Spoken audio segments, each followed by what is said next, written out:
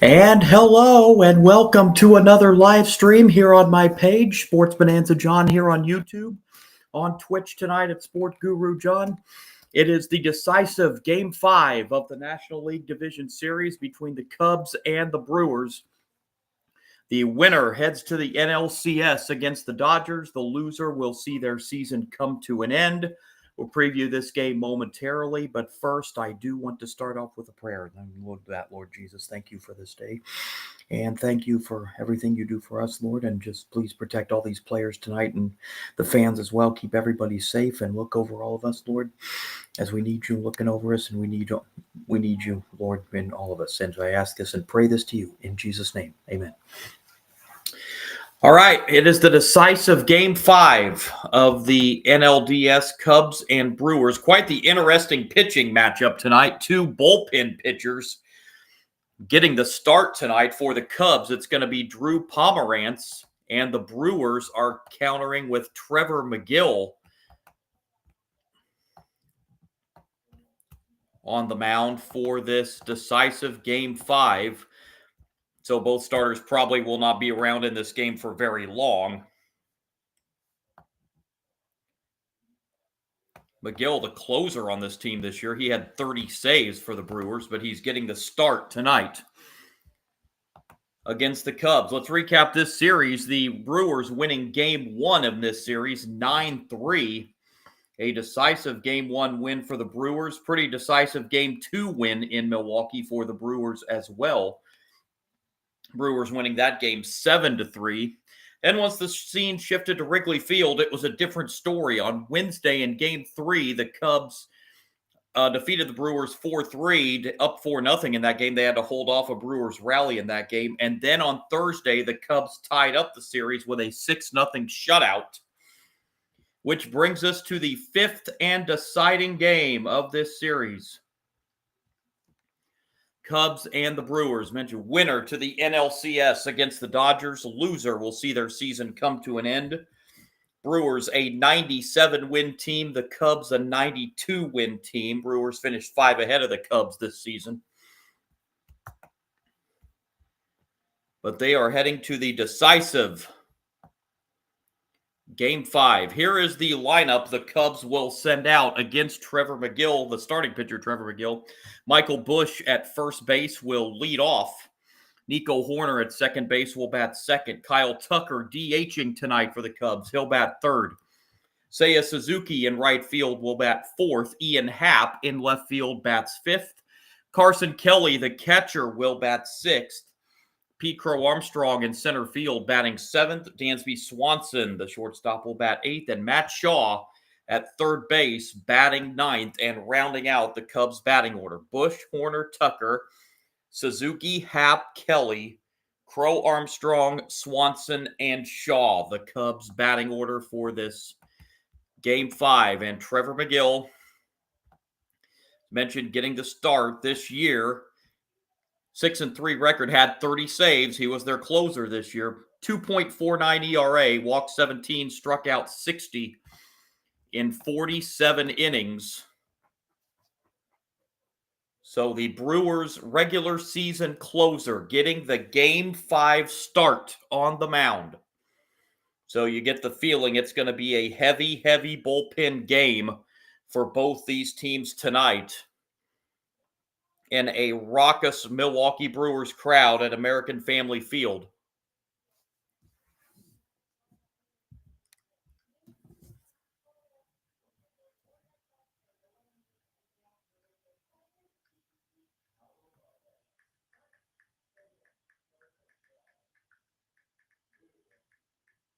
It's been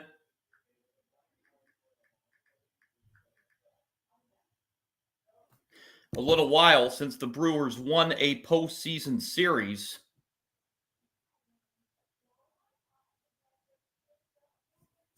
They're trying to end that drought here tonight.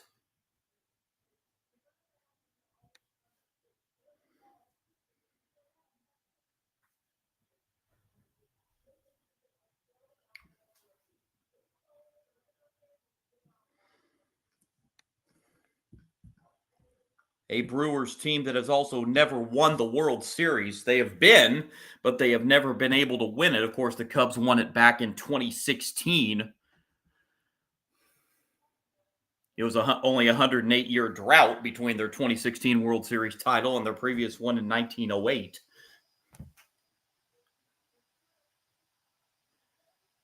So it is all hands on deck tonight for both of these teams, especially and the pitching staff. And it is going to be Bush leading it off here in Game 5 for the Cubs.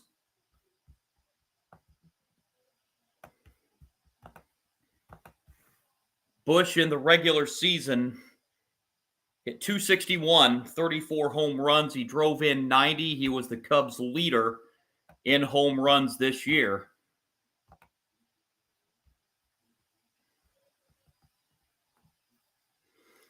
As McGill finishes his warm-up tosses.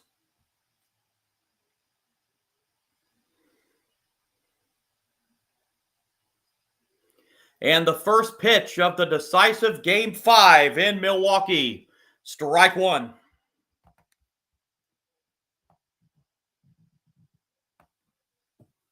Bush in this series, 3 for 14, but his 3 hits are all home runs. And Bush heads this one into right field. This is not going to be a home run. This is going to be a lazy fly to right. And that's how the game begins. 1 out. Chris Conroy, our home plate umpire. Ryan Blakeney over at first base. Edwin Moscoso at second. Mike Estabrook at third. Will Little down the left field line. And Lance Barksdale down the right field line. So here's Nico Hoerner.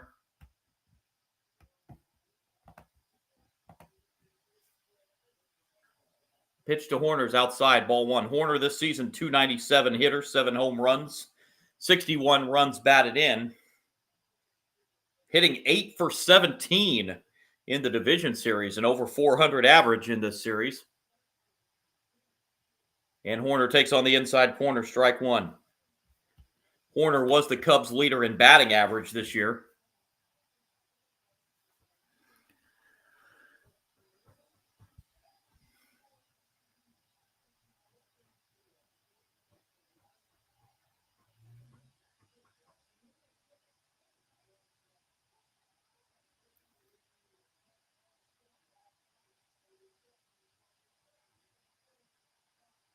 One pitch to Nico Hoerner. Fouled away, 1-2.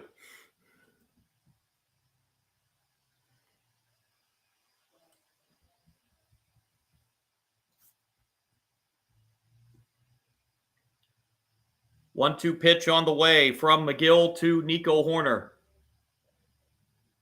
In the air to right field again. And another catch made out there by Sal Frelick. He's got both putouts here in the top of the first. And it will bring up Kyle Tucker. Tucker during the regular season hit it .266, 22 home runs. Drove in 73.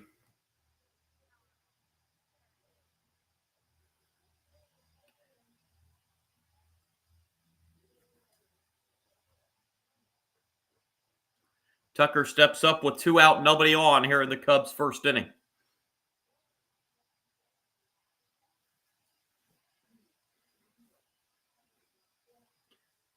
Majority of the crowd has not sat down since this game started.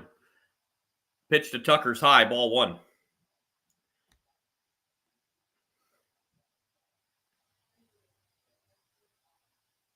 Tucker in this series hitting .333. He has a home run in the series. McGill's pitch to Tucker's fouled off. That'll even the count of ball and a strike.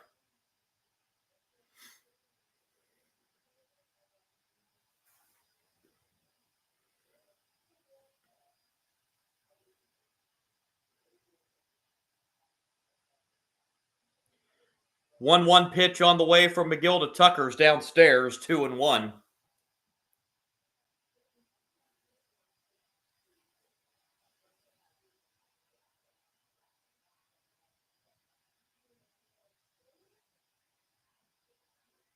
Here's McGill's 2-1. Swing and a miss. Counts even 2-2.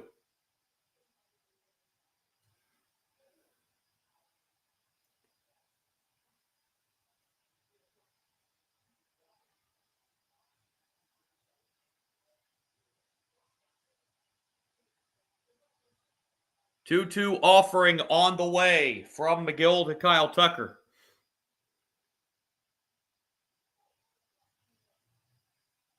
And here's the pitch.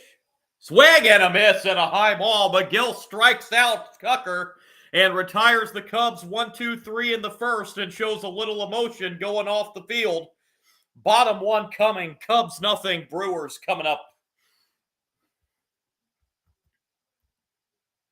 And getting the start tonight for the Cubs on the mound, Drew Pomerantz.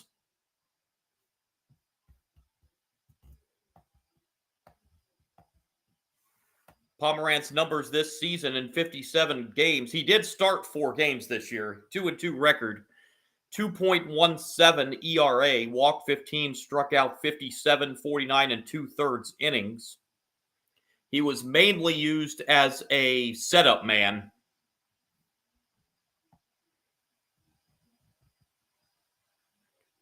But he gets the start tonight in Game 5 and will face this Brewers batting order. Jackson Chourio in left field will lead off. Bryce Terang at second base will bat second. William Contreras, the catcher, bats third. Christian Yelich DHing tonight. He will bat fourth. Andrew Vaughn at first base in the number 5 spot. Sal Frelick in right field bats sixth. Durbin at third base will bat seventh.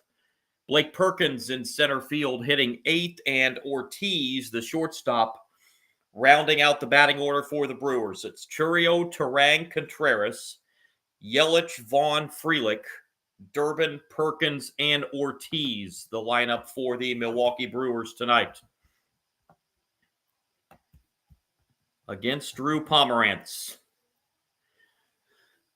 So 162 games in the regular season. 3 games in the wild card series for the Cubs. So after somewhere between 165 and 166 and 169 games between these two teams in the span of about 6.5 months, it comes down to 1 game.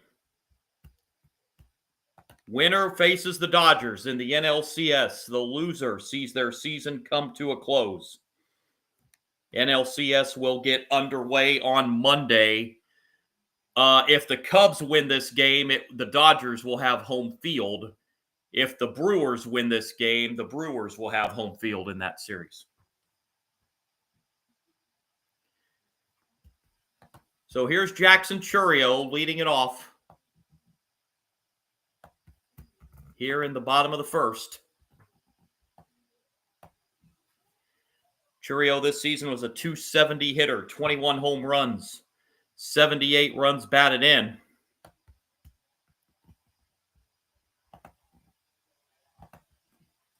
And the first pitch from Pomerantz here in the bottom of the first. High, ball one. Chourio in this series hitting .467.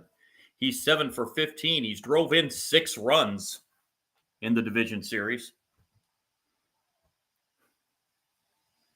1-0 pitch upstairs, 2-0 the count.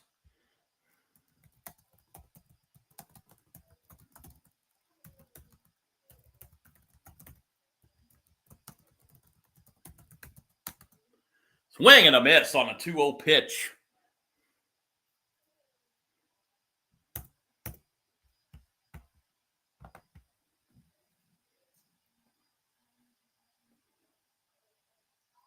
Two-one pitch. Check swing and no swing. According to the first base umpires, the pitch was high and outside, and it's 3-1.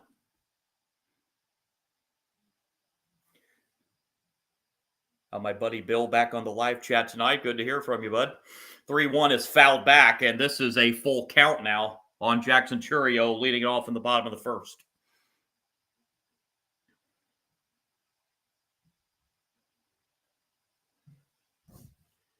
And time called before this 3-2 payoff pitch.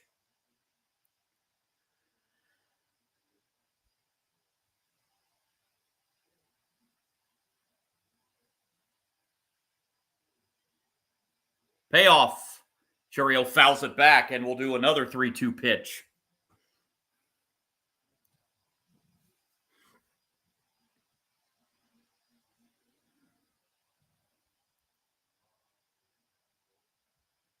Payoff pitch once again from Pomerantz. At the knee, strike 3, and Chourio knew it. He started walking back to the dugout before the whole strike 3 signal was given. One away, and here's Bryce Terang.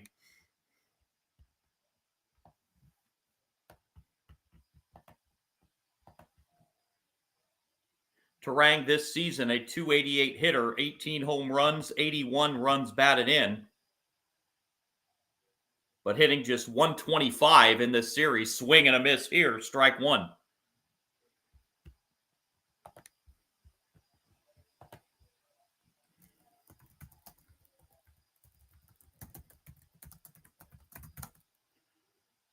Oh, 1 pitch. That hits the outside corner.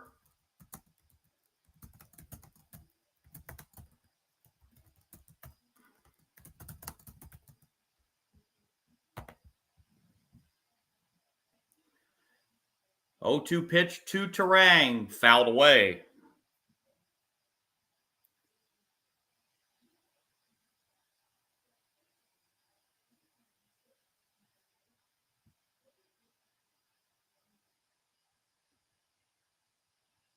Oh, 2 pitch once again to Terang. Just got a piece of that one to foul it off to stay alive.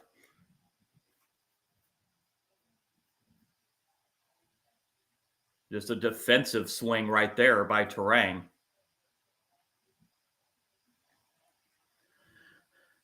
Pomerantz looks back in again and delivers another 0-2. That's popped up, and that will reach the seats.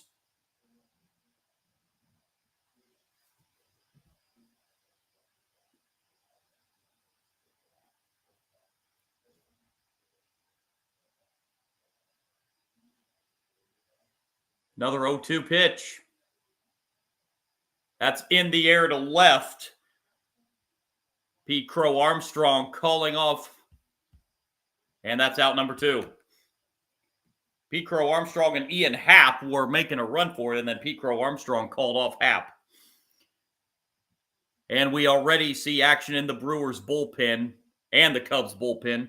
Mizorowski in the Brewers pen, Colin Ray warming up for the Cubs. So just as I figured, it's going to be a heavy bullpen night.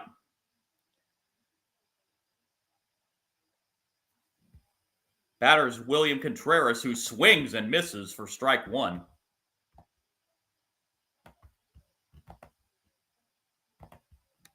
Contreras hitting 5 for 16 in this series.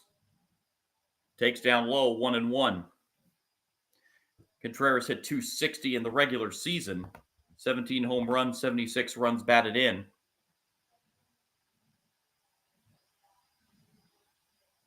Contreras does have a home run as one of his 5 at-bats this series. And the 1-1 misses high, 2-1. Now, it's going to be a heavy bullpen game, it looks like, but the pitchers or the teams don't want to go too deep into the bullpen because one of these teams is going to have to turn around and play again on Monday. 2-1 pitch, that's inside, 3-1. That's what a lot of people are saying is going to be the problem with the Mariners having to go utilized a lot of their pitching last night in that 15-inning marathon, which was one of the best postseason games, not only this season in recent memory, but in history, I think. 3-1 is fouled back, and that fills the count to Contreras, 3-2.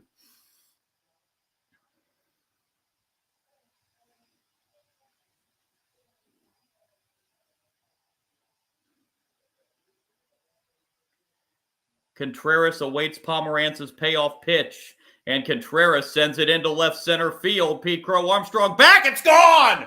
Contreras sends it out to left center field. Second home run of the series for Contreras, 1-0 Milwaukee.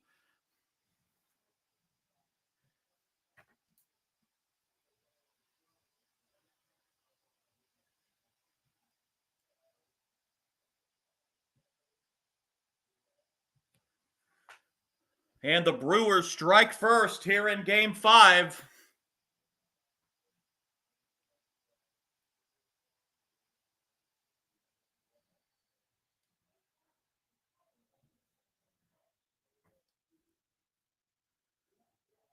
Contreras sent that right to the bullpen in left center field.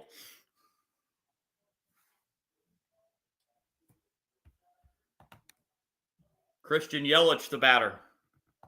Strike one.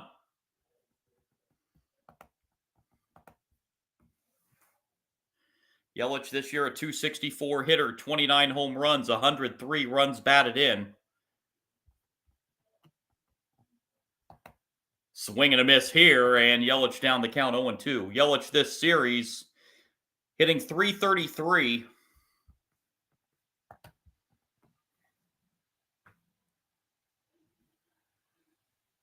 .02 pitch down in the dirt, 1-2.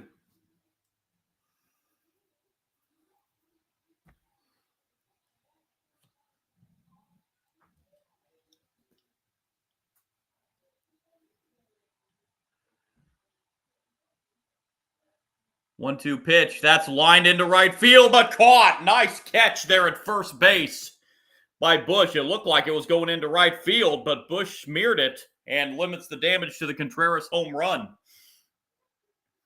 After one in Game 5, Brewers lead the Cubs 1-0.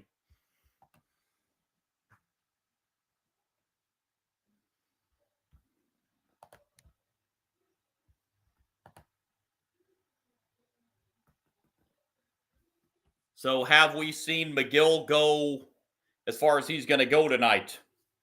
Just getting the one inning in.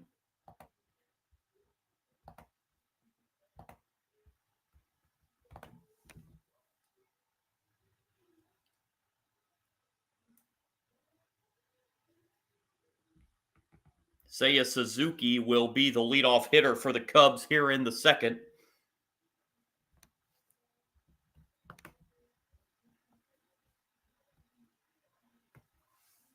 Suzuki was a .245 hitter this year, 32 home runs, drove in 103.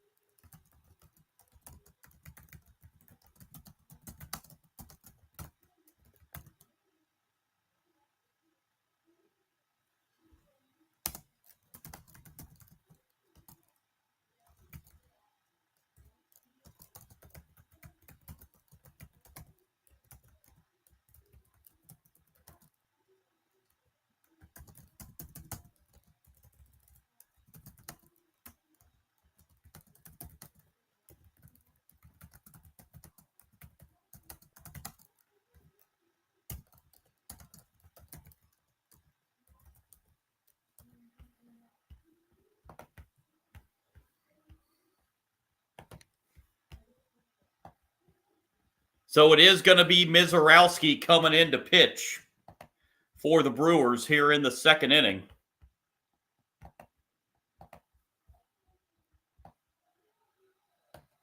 Mizorowski this year had 14 starts, 5-3 record, 4.36 ERA, 31 walks, 87 strikeouts in 66 innings. You may see Mizorowski, if he has decent control, you might see him go a few innings here.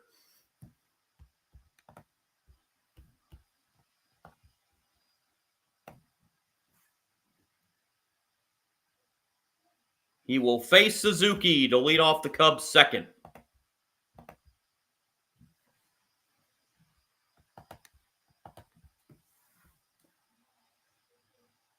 First pitch from Mizorowski to Suzuki, inside, ball one.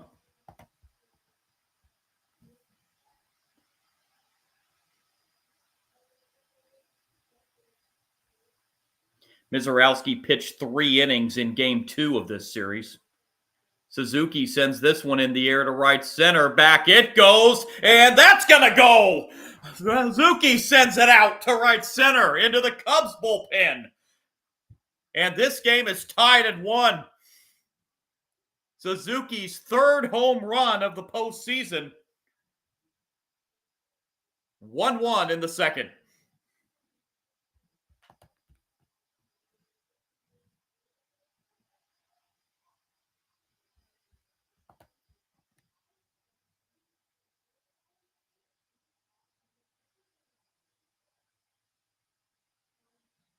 So 2 pitches into the second inning and 2 pitches into Mizorowski's game.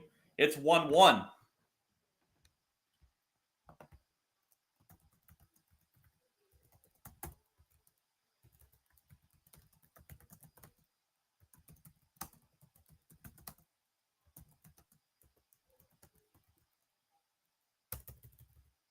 One 0 pitch is a strike.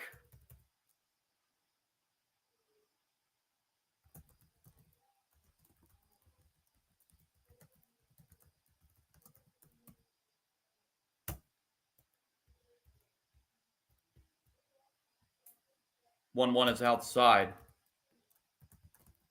2-1.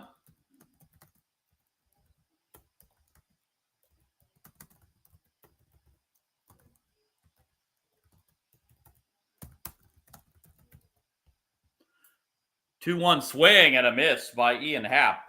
It's 2-2.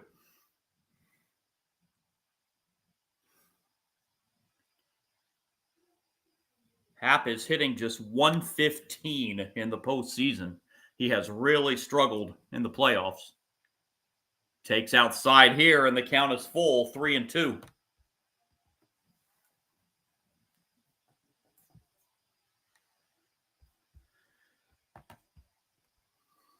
Mizorowski gets set to deliver the 3-2 payoff to Ian Happ.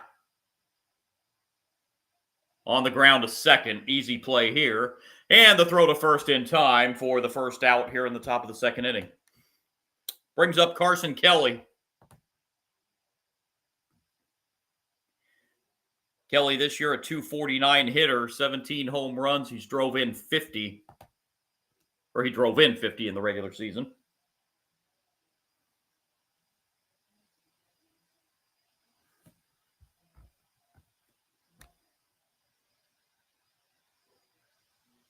Mizorowski's pitch to Kelly is on the inside corner, strike one.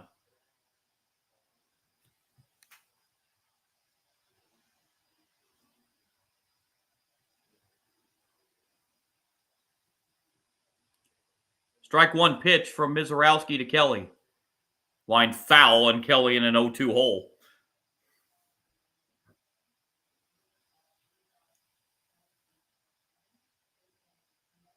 Kelly in the playoffs is hitting at 167.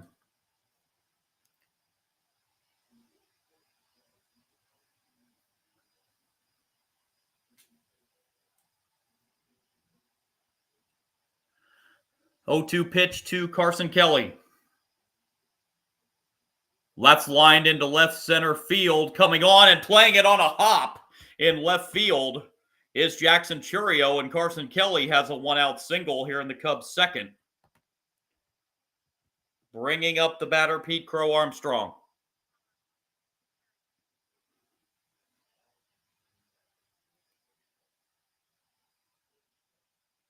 Pete Crow Armstrong this regular season was a .247 hitter, 31 home runs, drove in 95.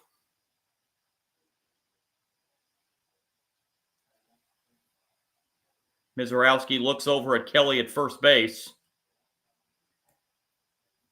and delivers. In the air to left center. That's hit pretty well, too. And at the warning track, catch made by Jackson Chourio for out number 2. Pete Crow Armstrong gave that one a ride, but not quite enough. Here's Dansby Swanson.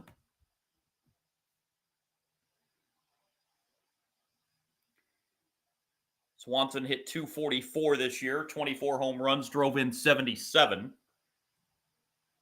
Oh, Cubs manager Craig Counsell and Pete Crow Armstrong both know he just missed one there. Mizorowski's pitch. Swing and a miss. Swanson was swinging for Green Bay on that swing. Swanson's 2 for 14 in this series.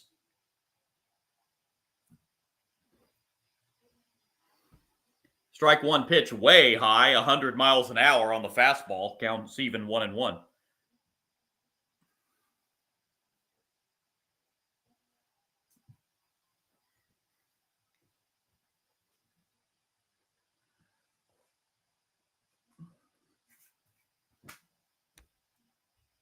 Here's the 1-1.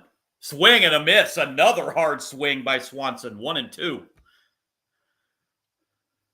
Mizorowski's gotten Swanson to chase a couple high heaters in this at bat.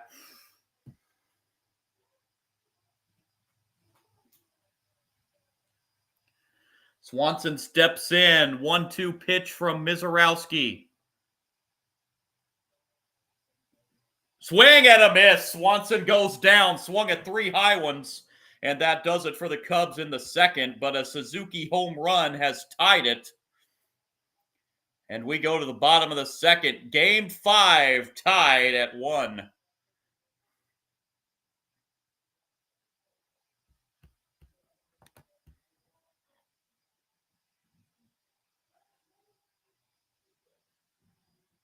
So the schedule looks like this. ALCS Game 1 will be tomorrow, just after 8 o'clock Eastern Time. Although the Lions and Chiefs Sunday night game is pretty intriguing, I'm going to be on a live stream to do Game 1 of the ALCS. I've been kind of torn all day about which one of those I'm going to do tomorrow night, and I have decided I am going to go with Game 1 of the ALCS.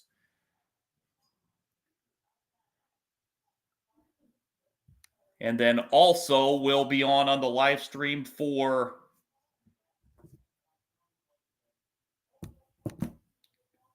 the playoff game on Monday night. There's no time schedule yet as to what game. There's going to be one in the afternoon and one in the evening. So there's no time schedule yet. So whatever baseball game they put on Monday evening will have the times after this game here. And the 4 teams are decided. So whatever playoff game gets put in the evening session on Monday is the game I will be live streaming.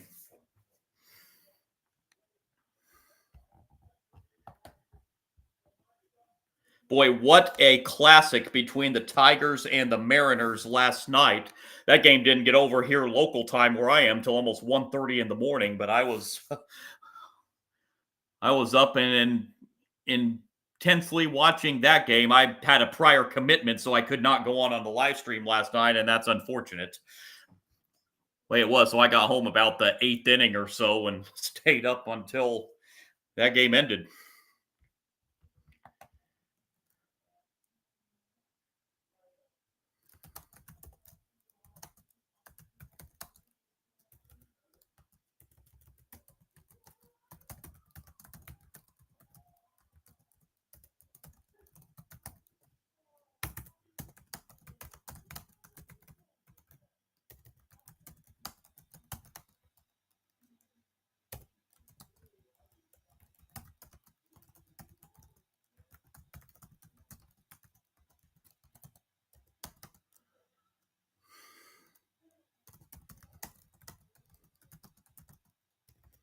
So here we go in the bottom of the second.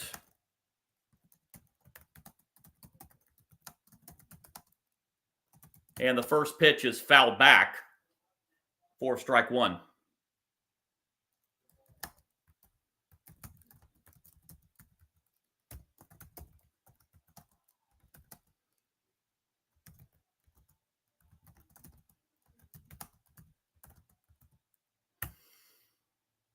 Oh, 1 swing and a miss.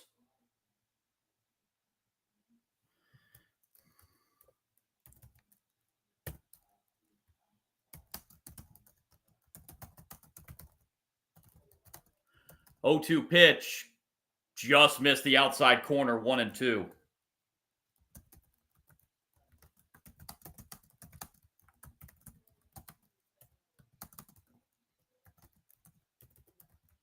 One-two pitch outside.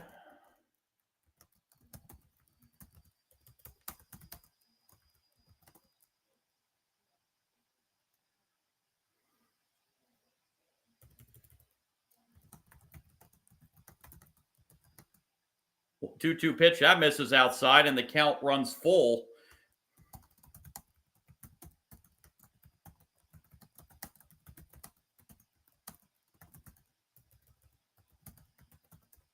Payoff pitch, that is ripped into left. But that's going to stay in play out there in left field, and the catch made by Ian Happ for the first out. So here's Sal Frelick.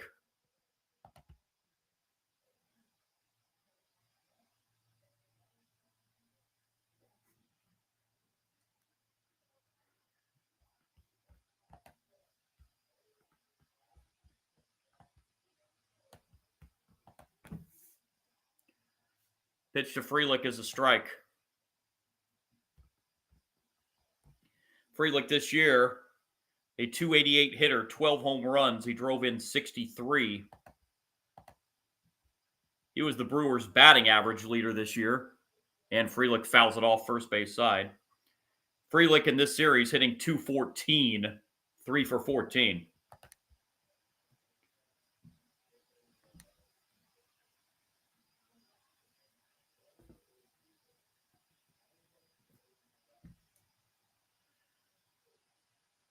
.02 pitch.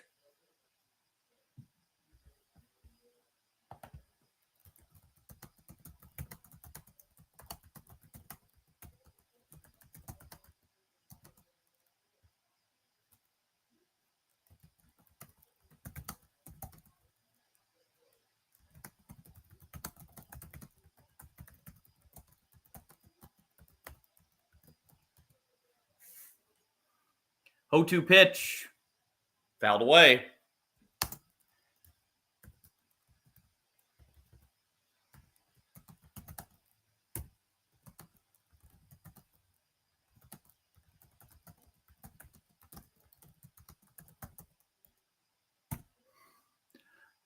.02 swing and a miss. Frelick strikes out. And 2 down here in the bottom of the first.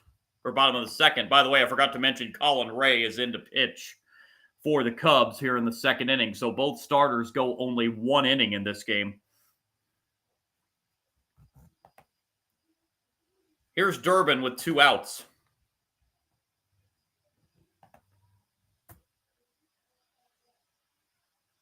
Strike 1.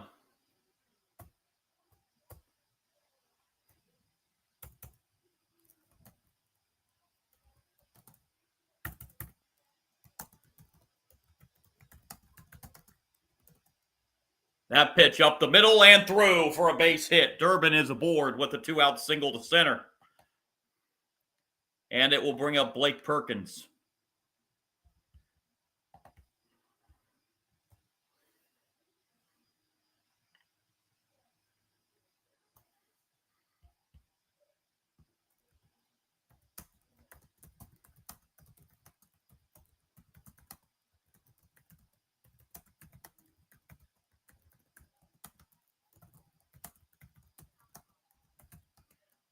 Pitch is outside, ball 1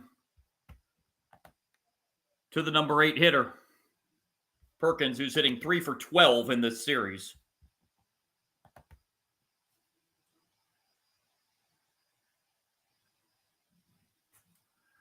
1-0 pitch, runner takes off and out at second base. A great throw by Kelly to gun down the base runner. And we're going to see if the Brewers are going to challenge this.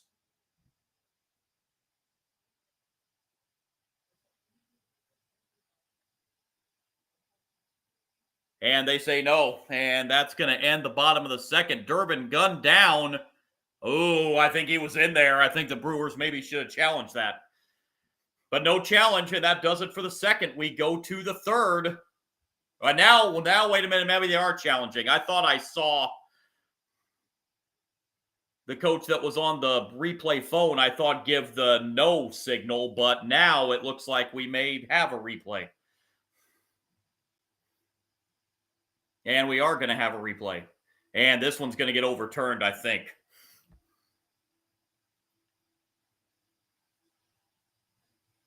Yeah. One more look from another angle. Yeah, Durbin clearly got his hand in there before the tag. So this one's going to get overturned. And the Brewers are going to have a runner at second with 2 outs.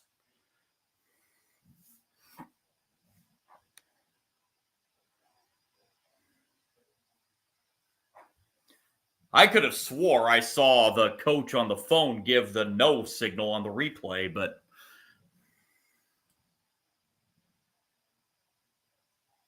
so it is overturned and the safe call.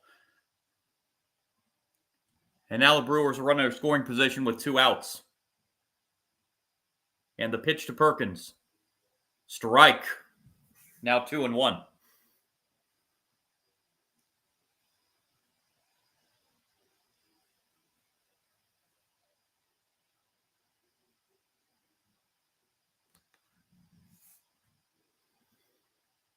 Two-one pitch is down low. It's now 3-1. A walk would not be the worst possible scenario here for the Cubs, because then you would set up a force play at any base.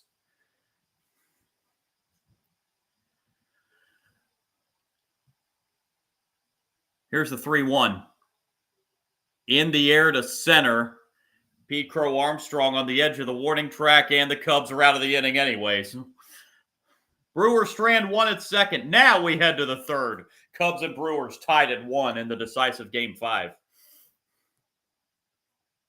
It'll be Shaw leading it off, and then the top of the order, Bush and Horner in the Cubs' third inning.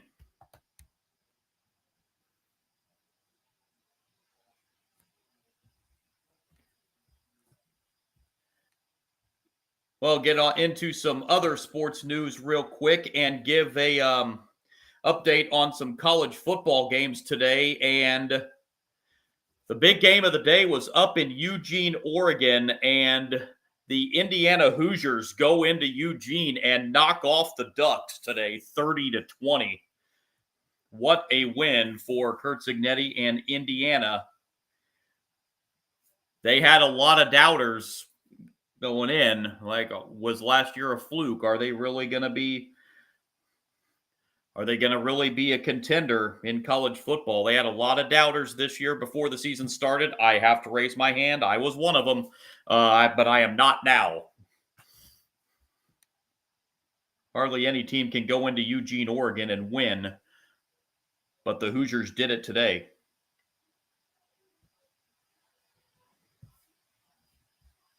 Had a couple of undefeated teams go down.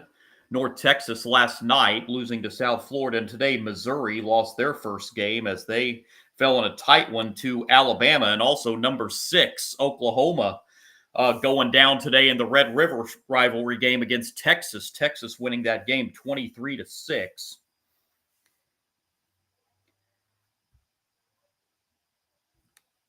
So some upsets around college football today. I had intended to go on earlier today and do a college football live stream, as I usually do on Saturdays. At the last minute yesterday, something came up. I actually had to run a camera for a local college game today, so that's why I was unable to go on to do a college football live stream. But I will be back next week for more college football live streams.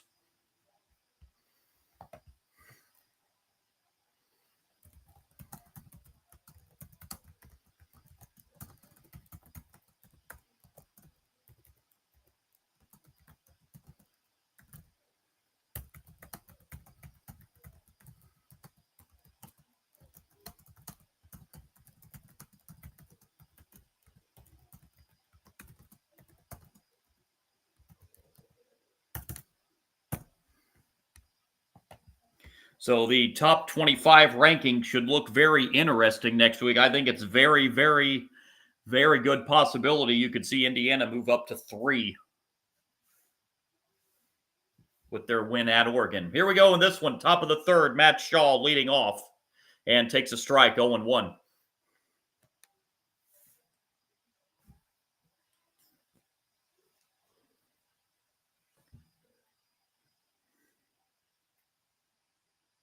Strike 1 pitch downstairs. That'll leave in the count a ball and a strike.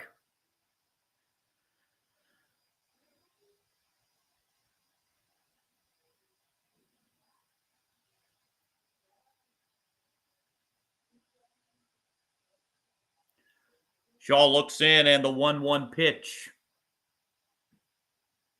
That's bounced to third. This is going to be a tough play. Picked up, and the throw to first gets Shaw by a step. Great play there at third by Durbin. He fielded it and threw immediately a strike to first base to gun down Matt Shaw in the first out here in the Cubs' third. And it will bring up Michael Busch.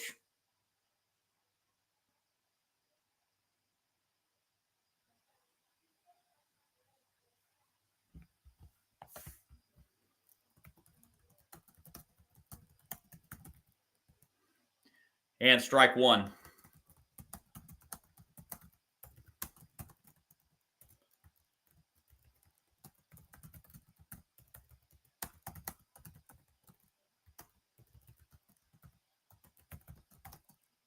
Oh, 1 pitch, swing and a miss by Busch. It's quickly 0-2.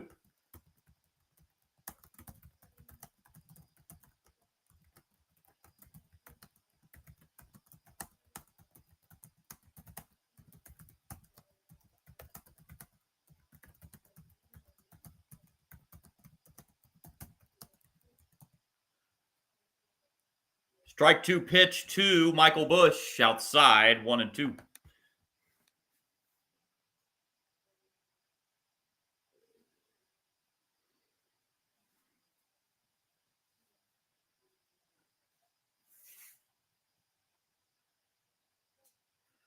One-two pitch down low, 2-2.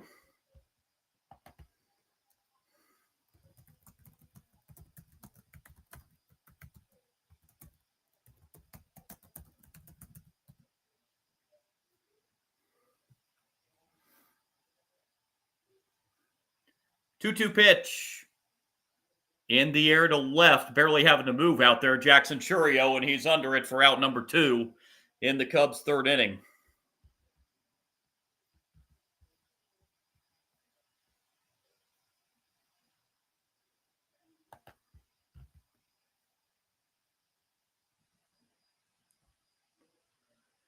So 2 down, and it brings up Nico Hoerner.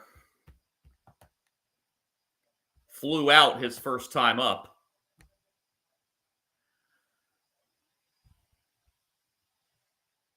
Pitches outside for ball 1.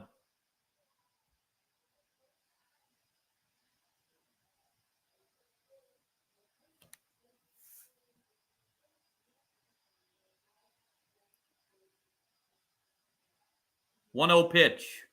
Strike 1.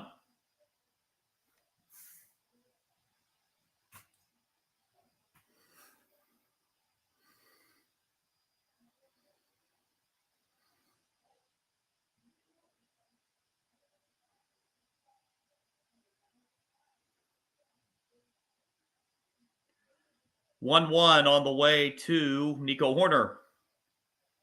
Up the middle, off the pitcher's mound and into center field. And Nico Hoerner has a 2-out single. It hit right off the front of the pitcher's mound and then caromed into center field. And it'll bring up Kyle Tucker.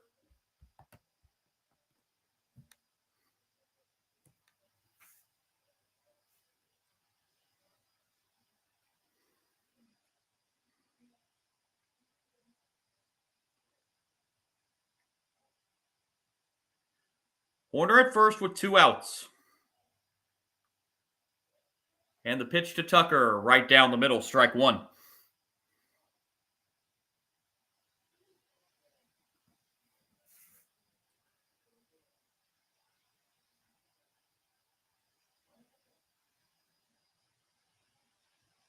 Mizorowski looks over at Hoerner at first base. And the 0-1 is bounced to second. And the throw on to first in time, and the Cubs get a 2-out single by Nico Hoerner, but strand him right there. We head to the bottom of the third in the do-or-die Game 5. Still Cubs-Brewers 1-1. It'll be Ortiz, and then the top of the order, Jackson Chourio and Bryce Terang in the bottom of the third inning for the Brewers. Home run by William Contreras in the bottom of the first for the Brewers. Solo variety, and a solo home run by Seiya Suzuki in the top of the second for the Cubs is our 2 runs to this point.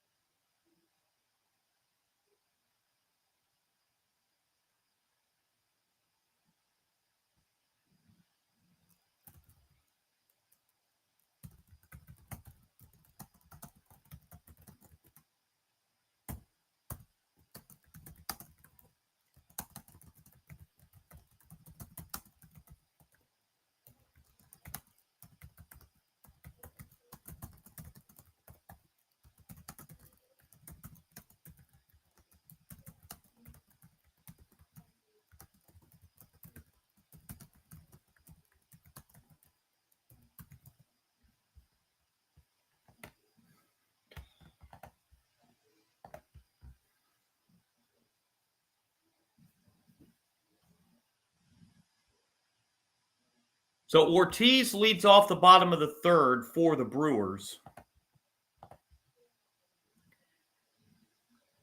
Ortiz this year a .230 hitter, 7 home runs. He drove in 45.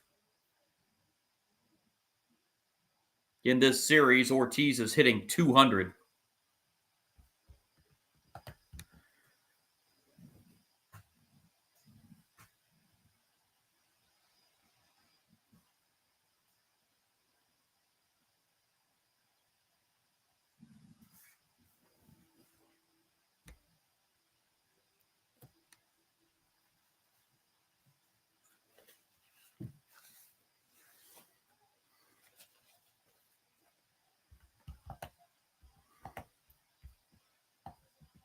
So on we go, the bottom of the third. Colin Ray back out there for his second inning of relief. He's got some cheese heads in the stands in Milwaukee.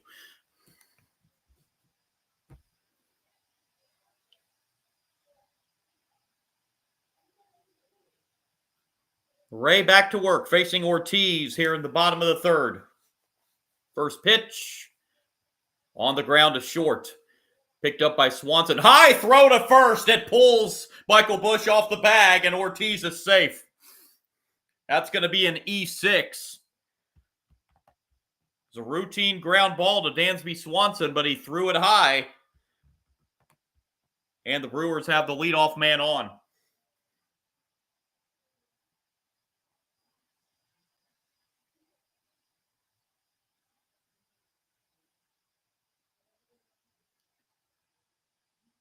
And we're back to the top of the order, Jackson Chourio.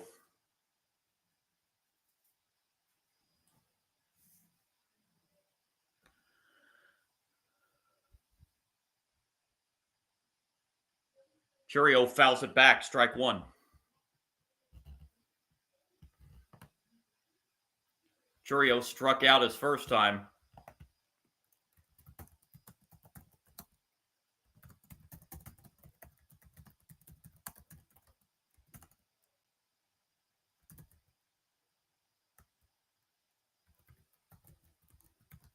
Chourio grounds it to second. That's going to be double play. Throw to second one. On to first. Double play. Even with Chourio's speed, it's a 4-6-3 double play. 2 down.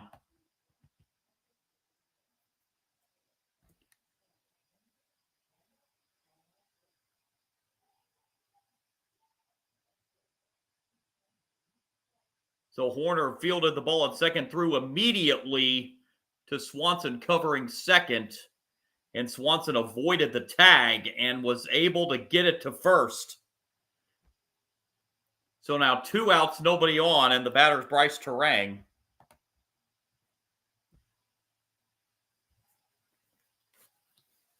Terang flew out his first time.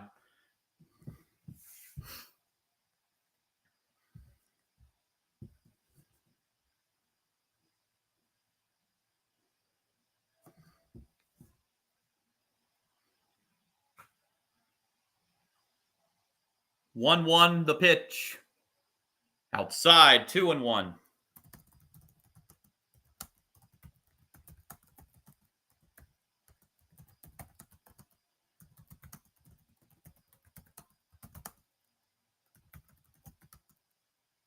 Two one is on the outside corner.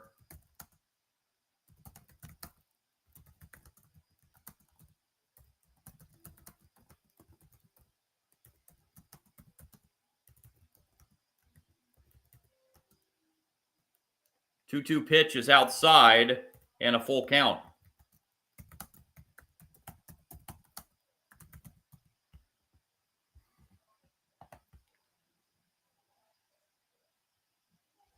Bullpen action for the Cubs once again as the 3-2's fouled off.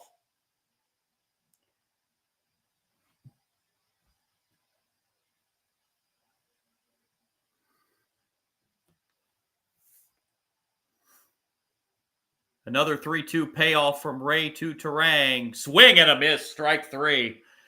And the Brewers down in the third.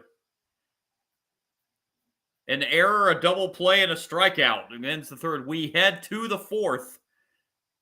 Middle of the third, middle order of the Cubs order coming up in the fourth in a 1-1 game.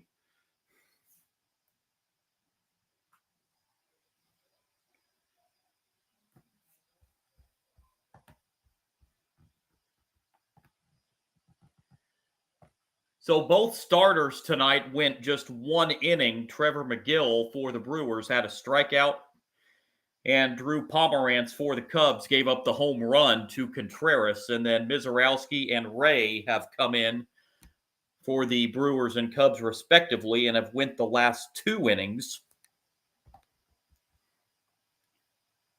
So let's see what happens now as we reach the middle innings in this game 5.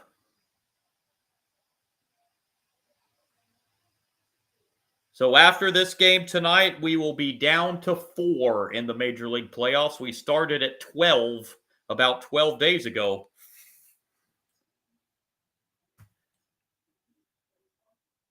Top two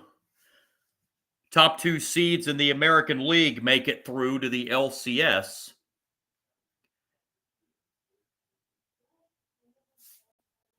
If the Cubs win this game, neither of the top 2 seeds in the National League will make it to the LCS. Of course, with this new playoff format, the top 2 seeds in each league get the bye in the wild card round. I would like to see them tweak that playoff format a little bit and just take the top 6, no matter where you finish, because we had the Yankees tie the Blue Jays for the AL East title this year and tie the Blue Jays also for the best record in the American League. But because of the current playoff format, the Blue Jays got the division title, of course, because of the season series win against the Yankees, which is fine if they want to decide that way. But there's still no reason whatsoever a team that ties for a division title and also ties for the best record in the league should be playing in the wild card round. So I think that format needs tweaking a little bit.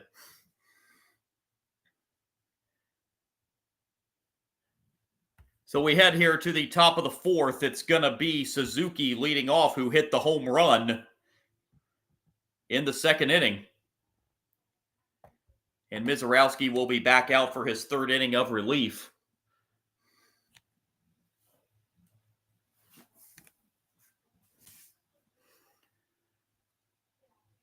First pitch, top 4 from Mizorowski. Right down the middle, strike 1.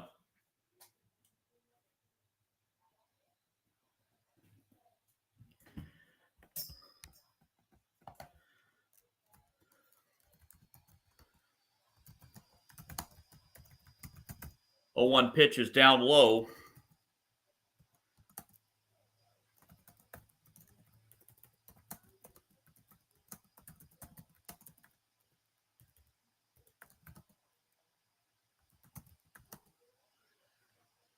One is foul.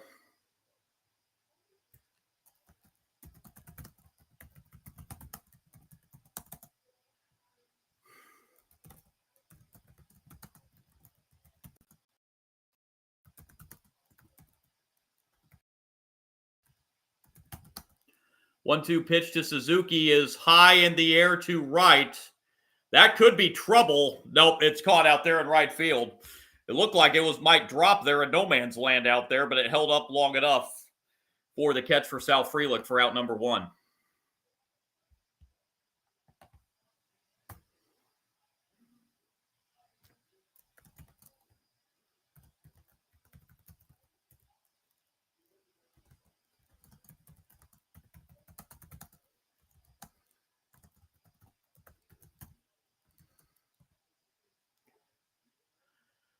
Swing and a miss on this pitch to Ian Happ, who is 0 for 1.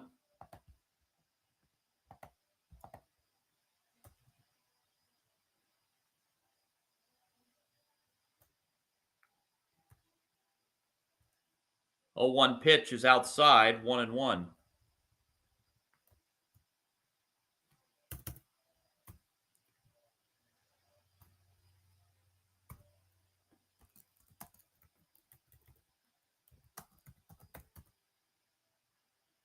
1-1 pitch is fouled back, and that will send the count to 1-2.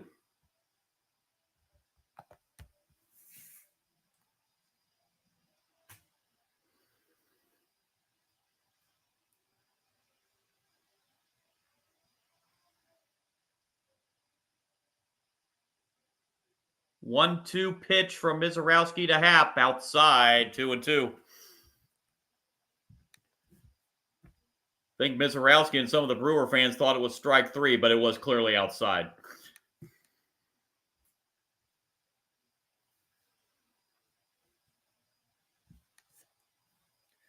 2-2 pitch. That's hit foul. Stays 2-2.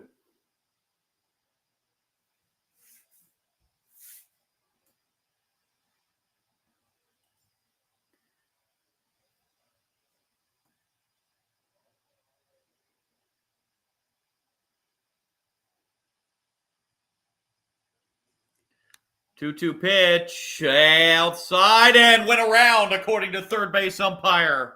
Ian Happ took the bat too far and strikes out for out number 2 here in the top of the fourth.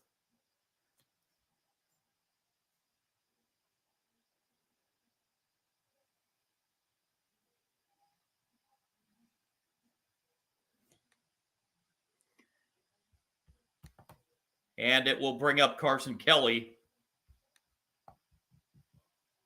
who singled his first time up back in the second. Takes inside, ball 1.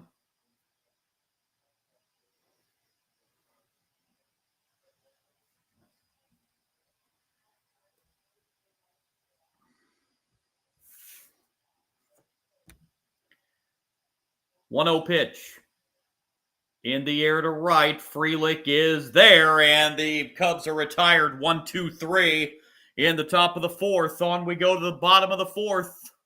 In Milwaukee, Cubs and Brewers still tied 1-1. 3, 4, and 5 hitters for the Brewers. Contreras, Yelich, and Vaughn due up in the bottom of the fourth.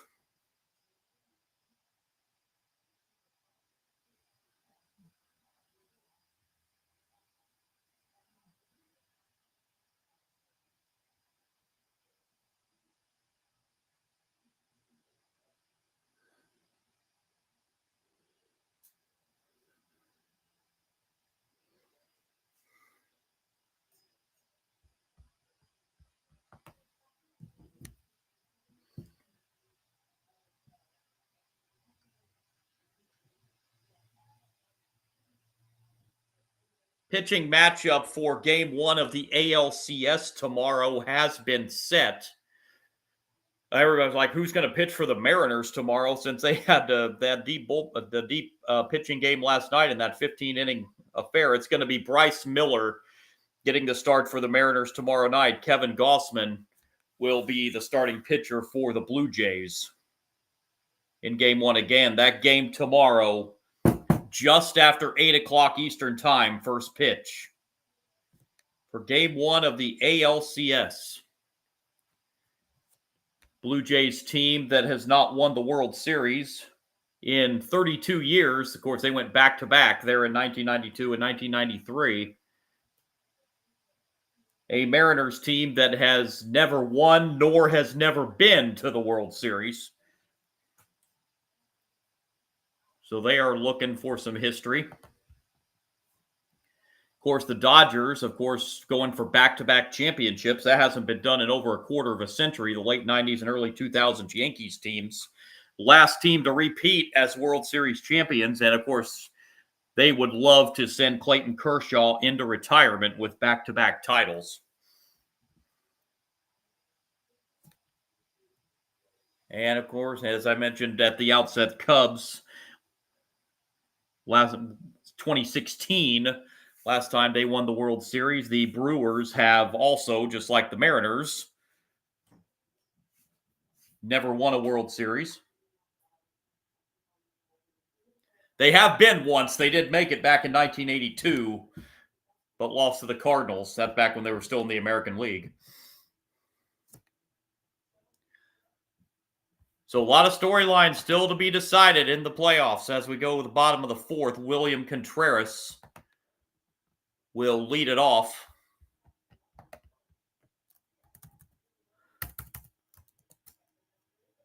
First pitch, bottom four, downstairs, ball one.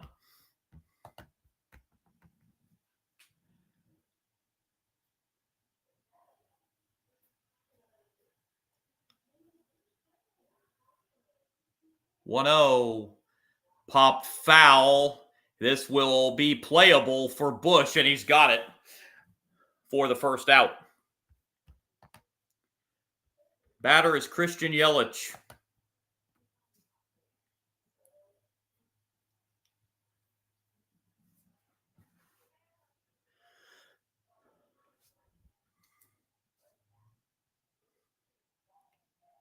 Shohei Imanaga is up loosening in the Cubs bullpen. That hit to short. Swanson makes the play to first this time, and 2 outs on 3 pitches here in the bottom of the fourth for Colin Ray.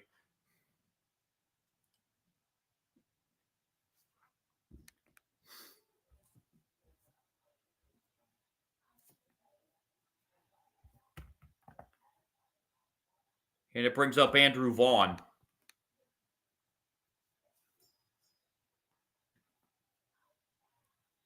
And ball one.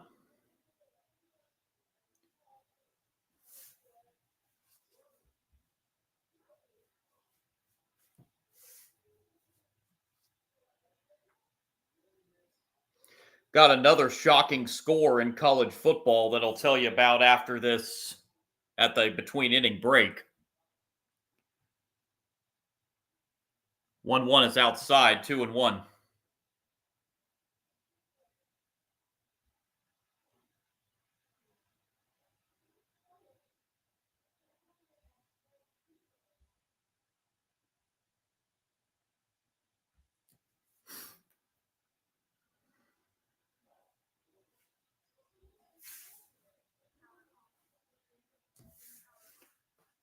Frelick on deck.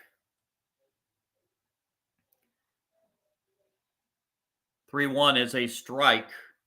And a full count, 3-2.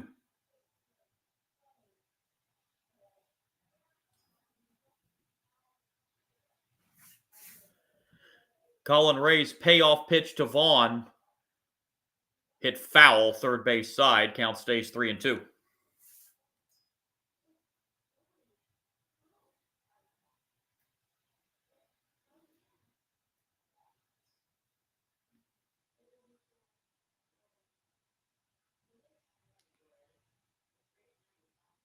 Three-two. That's line deep to left field. And back at the wall, it's gone. Andrew Vaughn sends it out to left. Brewers back on top 2-1 here in the fourth.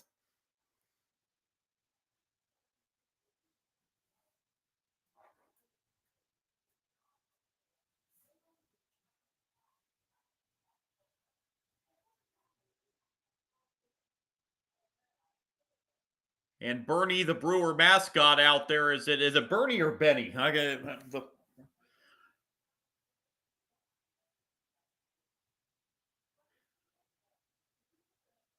Brewers mascot doing his thing after the home run. And strike one. To Frelick.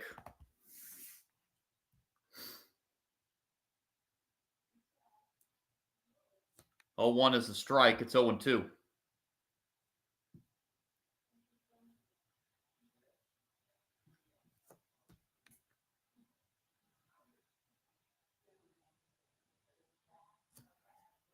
That's off the end of the bat. That's going to be a tough play. Swanson's throw to first is late. Frelick beats it out.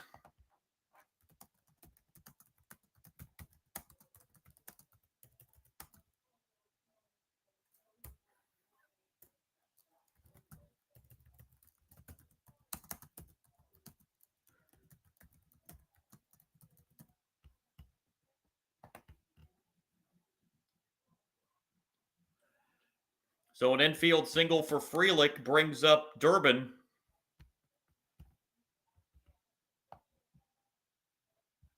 Durbin singled his first time up. That's into center field. That's going to fall and get bobbled away out there. Frelick heading to third, and he'll hold there. Then the ball gets away on the infield, but not far enough to advance Frelick from third.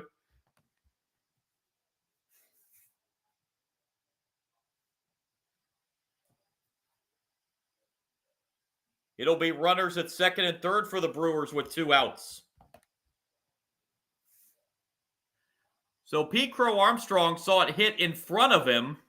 There was a little bit of a bobble by him out there, and then the throw came back into the infield. There was a little bit of a bobble there, too.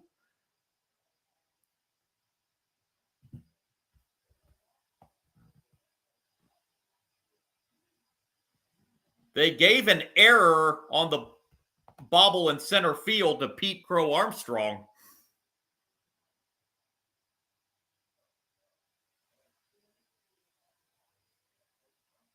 So the Brewers with 2 in scoring position with 2 outs.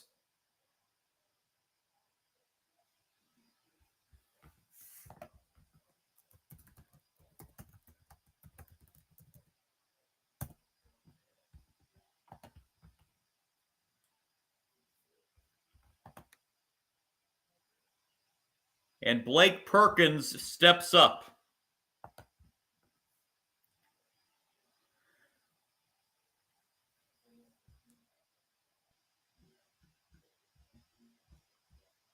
Second and third, 2 outs. The pitch to Ray, outside, ball 1.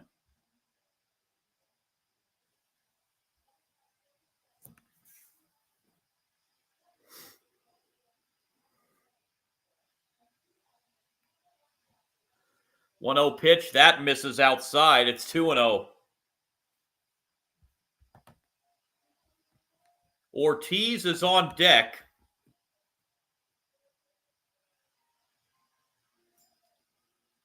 Two 0 pitch. That's low. It's 3-0. Imanaga was up loosening for the Cubs a few minutes ago. Now Palencia is up in the bullpen. 3-0 pitch. That's a 4-pitch walk to Perkins, and they are loaded with 2 outs for Ortiz. That does set up a force play for the Cubs.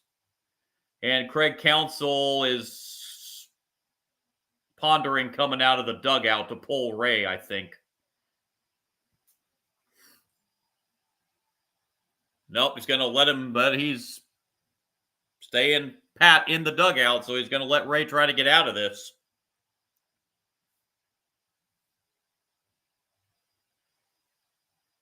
And now Craig Counsell emerging from the dugout.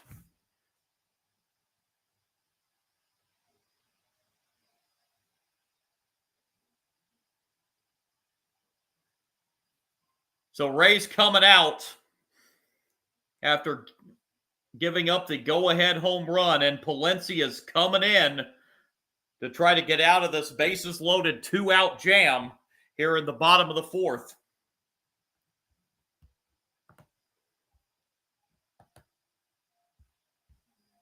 Palencia this year appeared in 54 games, 1-6 record, 2.91 ERA, walked 16, struck out 61, pitched 52 2/3 innings.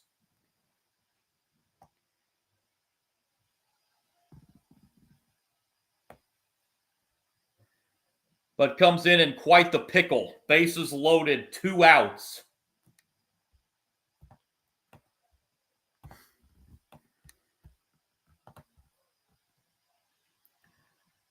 I said we have a surprising score from college football. I was looking. Auburn was leading number 10, Georgia, 10-0, and was about to score, but I was just informed a couple minutes ago by my live stream buddy that Auburn fumbled at the goal line. So that stays 10-0 in that game, Auburn leading Georgia.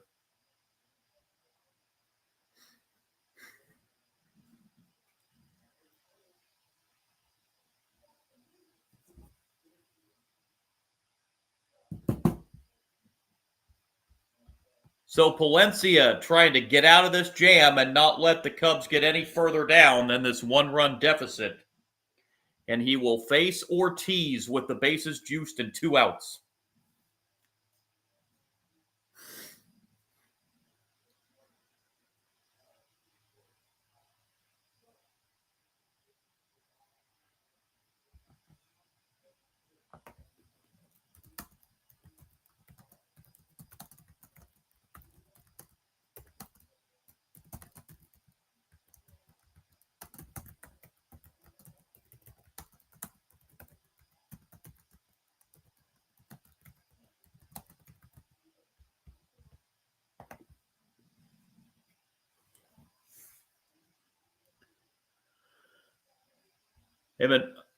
Palencia has pitched 3 1/3 innings in this series.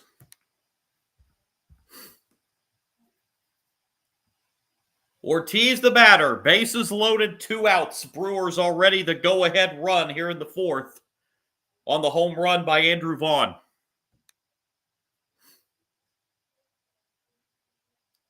Palencia's pitch outside, ball 1.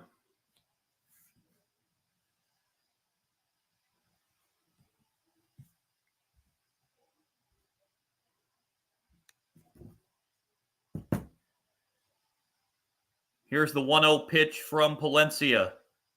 At the knees, strike 1.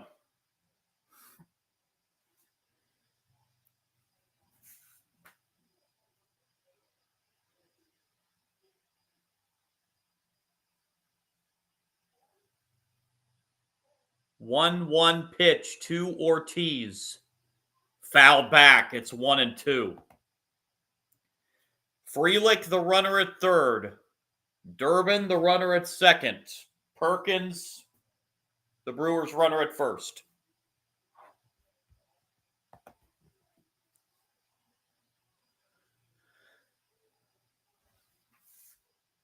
The 1-2 on the ground to short. Swanson going the short route to second in time, and the Cubs get out of it. The Brewers leave them loaded. They do get the go-ahead run in on the home run, but it could have been a lot worse for the Cubs. We go to the 5th. Brewers lead the Cubs 2-1.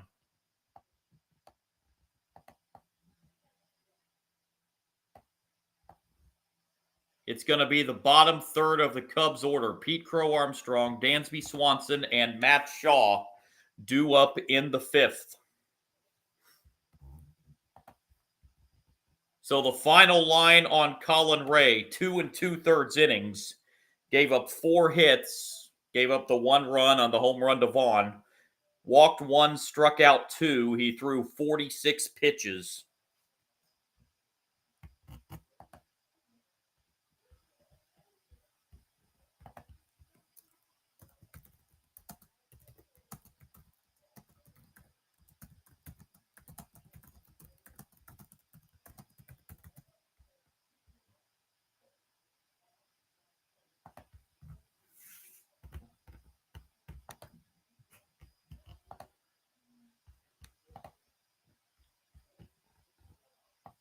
So it will be Pete Crow Armstrong leading it off in the 5th for the Cubs. Having to come back again down 2-1. And they have 15 outs remaining. Still plenty of time, only a 1-run deficit. We're only in the 5th.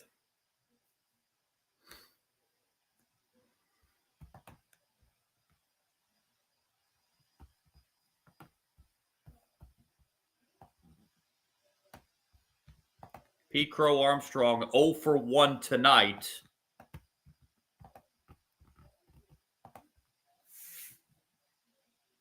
Hitting coming into this game was 8 in the postseason.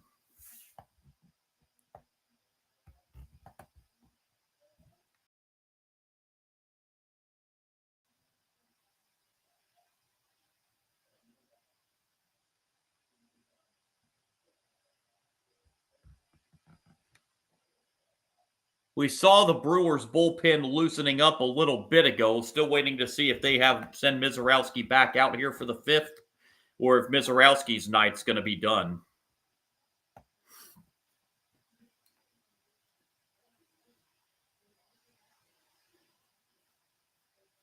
Home team has won each of the first 4 games in this series.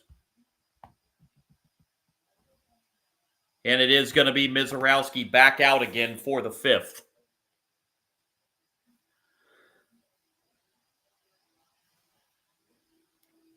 So here we go. Pete Crow Armstrong leading it off here in the Cubs' 5th.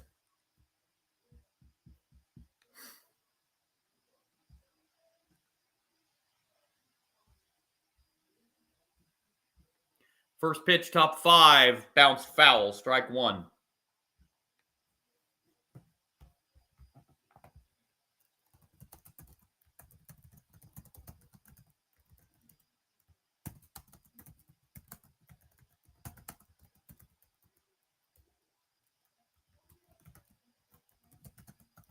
Strike 1 pitch is foul, and it's quickly 0-2.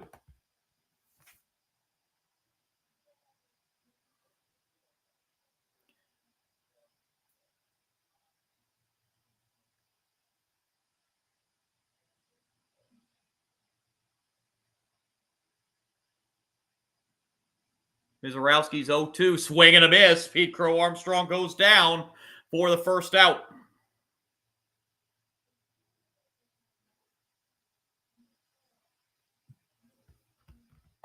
And the batter's Dansby Swanson. Swanson struck out his first time.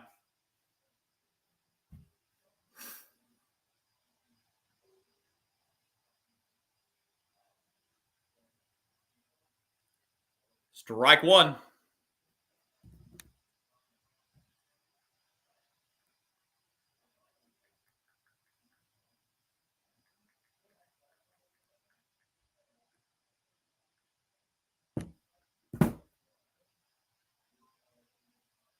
A 1 misses low, 1-1.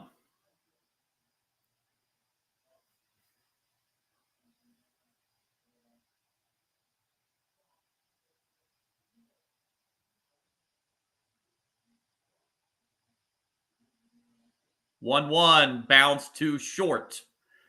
Over to first, low throw, but dug out, 2 down.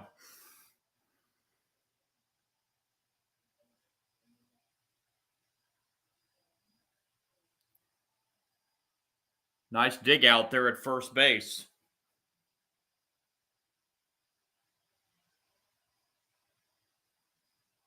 So 2 out, nobody on in the Cubs' 5th, and the batter will be Matt Shaw. Shaw's 0 for 1 tonight. Strike 1.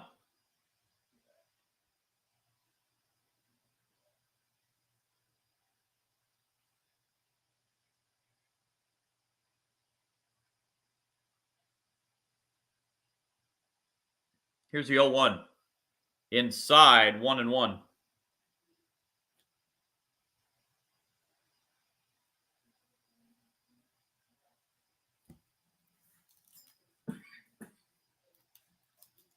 Excuse me.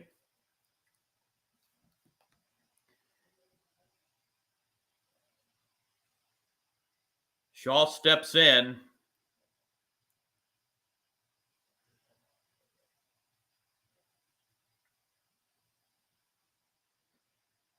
One swing and a miss. 1-2. And up comes the Brewer fans as they rise to their feet.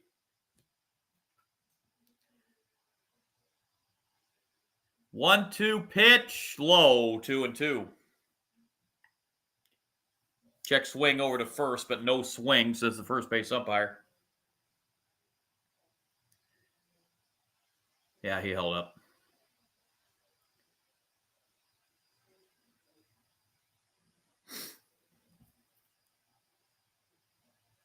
Two. Outside, full count.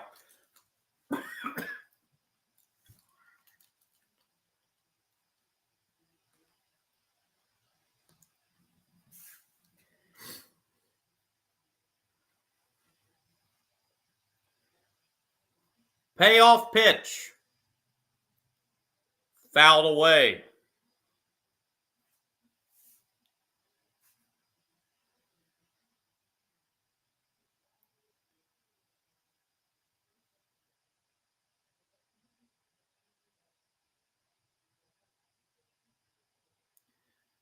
Another payoff from Mizorowski. In the air to right, barely having to move out there. Catch made. Cubs down in order in the fifth. We go to the bottom of the fifth in Milwaukee. 2-1 lead for the Brewers. Top of the order due up for Milwaukee. Chourio, Turang, and Contreras in the bottom of the fifth.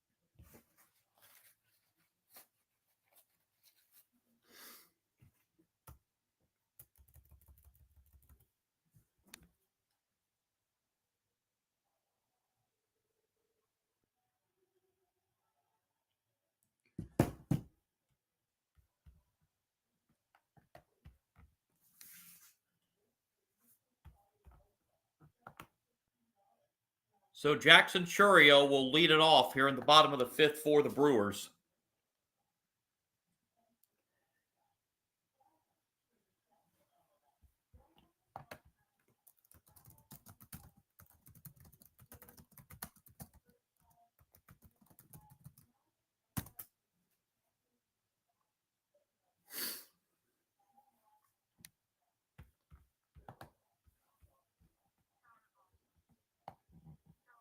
So Mizorowski's gone 4 innings in relief here, has given up 3 hits.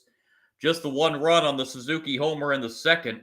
Struck out 3. He has thrown 54 pitches.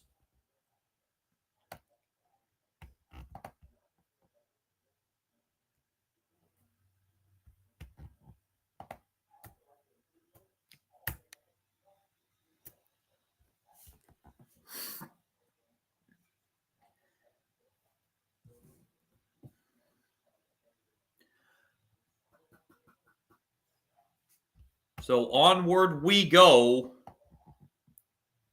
Palencia back out as he got the final out in the bottom of the fourth to keep the game at 2-1.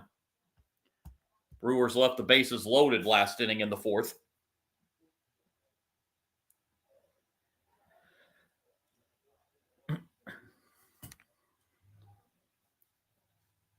Here we go. First pitch, bottom 5. Chourio shows bunt, takes low, ball 1.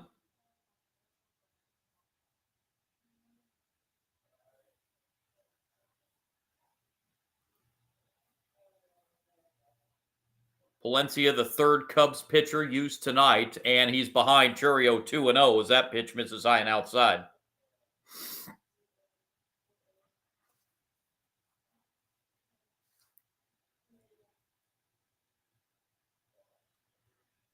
Palencia delivers a 2-0. Swing and a miss by Jackson Chourio. Counts now 2-1.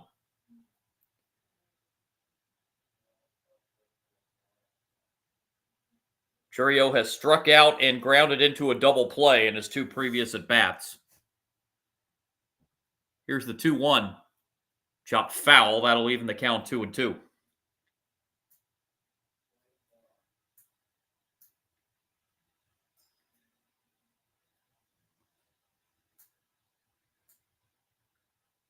Chourio awaits Palencia's 2-2 pitch. Pop foul. That will keep the count 2-2.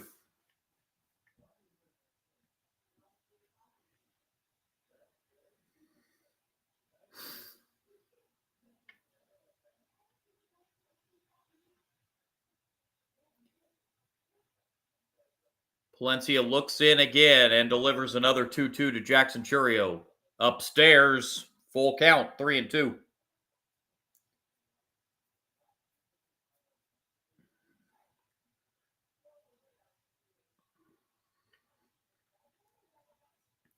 Payoff pitch to Chourio. Walks him. That's a leadoff walk here in the bottom of the fifth. And the batter's Bryce Terang.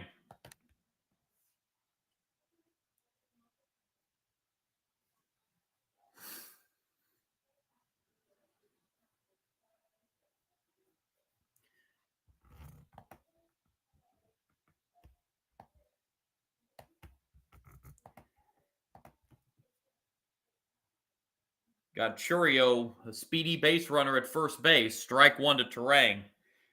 Chourio stole 21 bases in the regular season.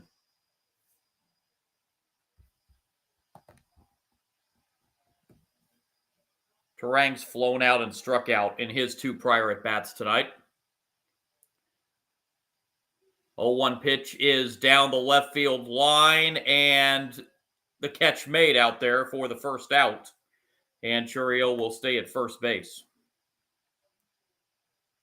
And the batter will be William Contreras. Contreras hit the first inning home run that got the scoring started tonight.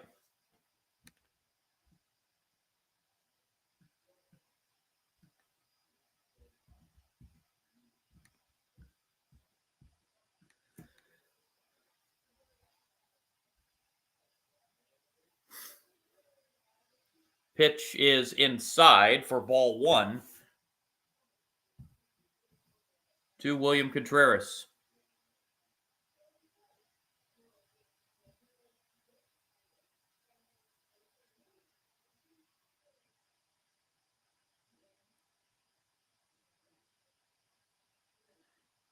Chourio, medium-sized lead at first, and the pitch to Contreras way high, 2-0.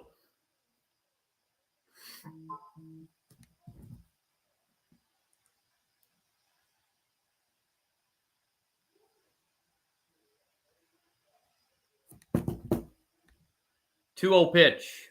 There's a strike, 2-1.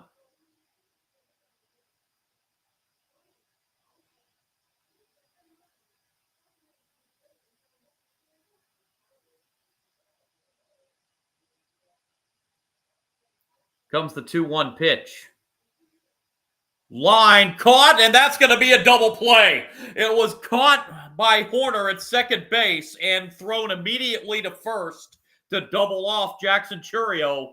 And that ends the bottom of the fifth. Brewers do not score. We head to the sixth.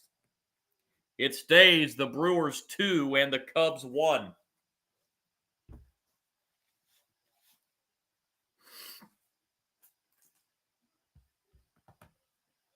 It will be the top of the order for the Cubs in the sixth inning. Bush, Horner, and Tucker.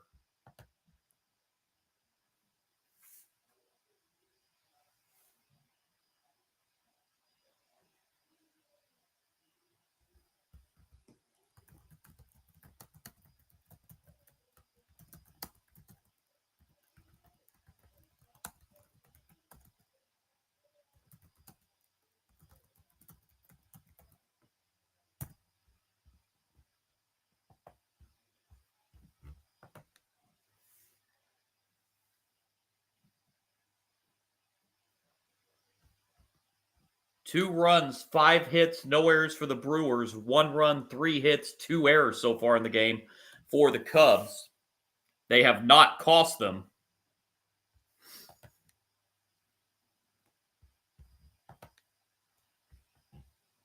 So the Cubs have 12 outs left, still trailing by just a run.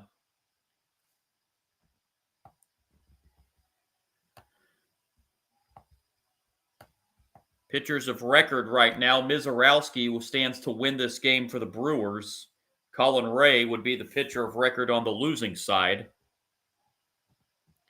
Mizorowski's evening is done after 4 innings, and Aaron Ashby's coming in to pitch for the Brewers. So a 54-pitch night for Mizorowski ends his night. And Ashby, the third Brewers pitcher, comes into the game.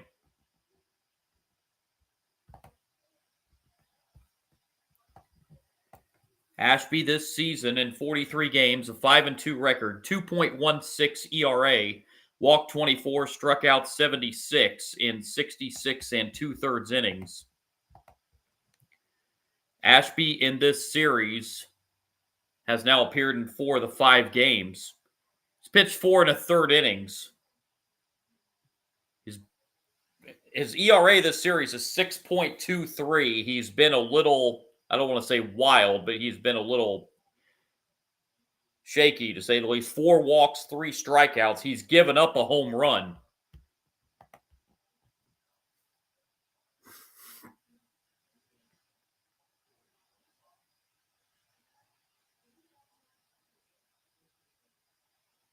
That line drive that was caught by Horner to end the 5th inning, that was a rocket to Horner that he grabbed, and it almost took off Palencia's head. First pitch, top of the 6th, is a strike at the knees.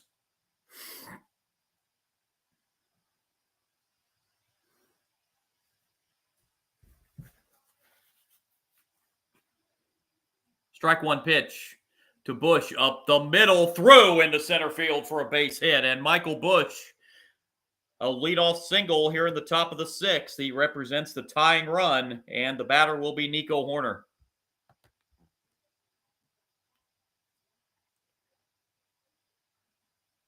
Horner 1 for 2 on the night.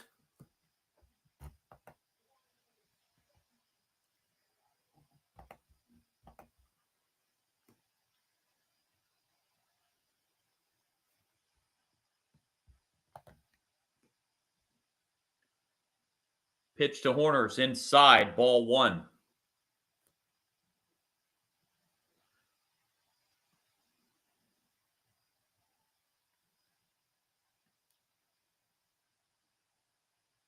One 0 pitch. Chopper, that's foul. Third base side, evens the count 1-1.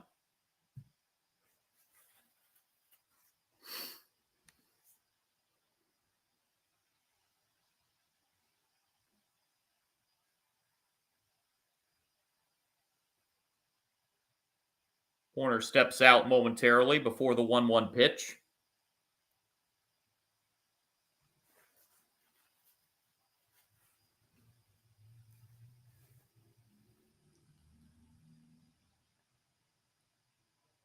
Here's the 1-1. That's in the dirt. That gets away from Contreras, and Bush will end up going up to second. So that'll be a wild pitch. And the tying run for the Cubs is now in scoring. Actually, they say that hit Nico Horner. Not a wild pitch. Yeah, I did get him on the top of the foot. So that puts runners at first and second with nobody out here in the 6th. Go-ahead run now on for the Cubs, and here's Kyle Tucker.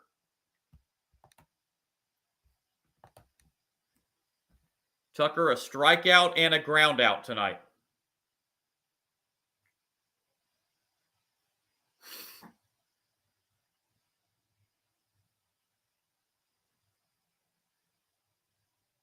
Ashby's pitch. Outside, ball 1.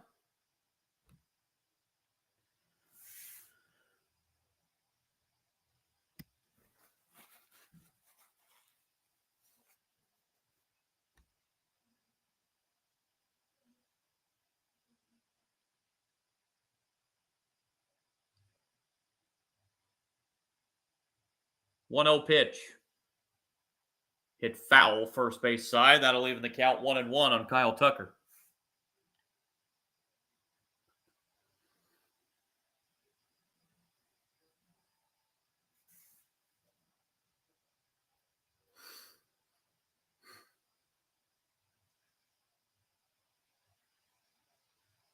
Ashby's 1-1. Down low, check swing to third, no swing. 2-1.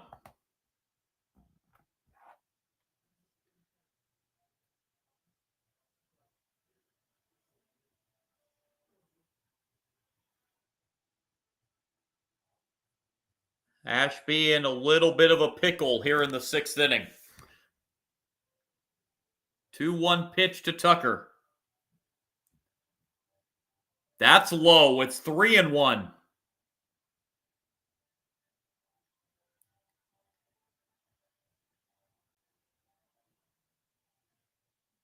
Suzuki, who hit the home run back in the second, is on deck.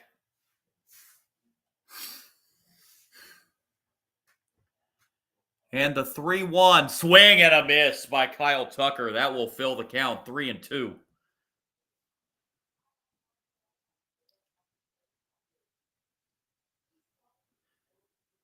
The majority of the fans have not sat down this entire game, and they're up again. The 3-2 swing and a miss, strike 3. A big strikeout for Ashby. 1 out in the 6th. And the batter will be Suzuki.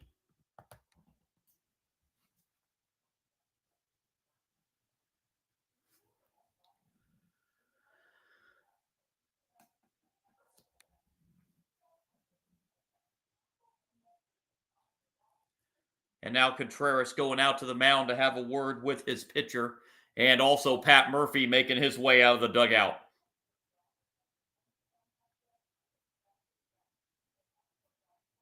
Haven't seen him make a signal to the bullpen yet, man. And right as I say that, he just did.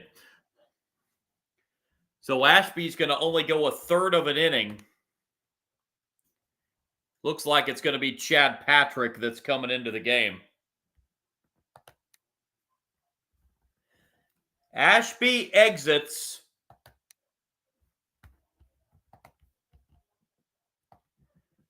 And it will be Patrick coming in with 2 on and 1 out for the Brewers here in the 6th.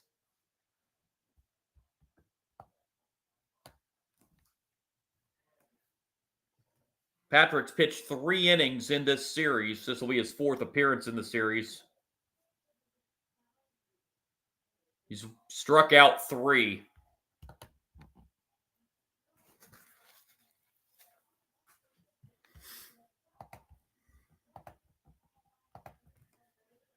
This season, Patrick in 27 appearances had a 3-8 record, 3.53 ERA, walked 40, struck out 127. He pitched 119 and 2/3 innings.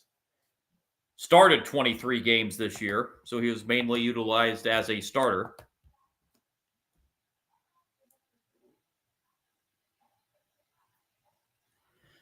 Comes in with runners at first and second and 1 out, so Ashby only goes a third of an inning, gives up 1 hit, has 1 strikeout, but he is responsible for the 2 runners on base.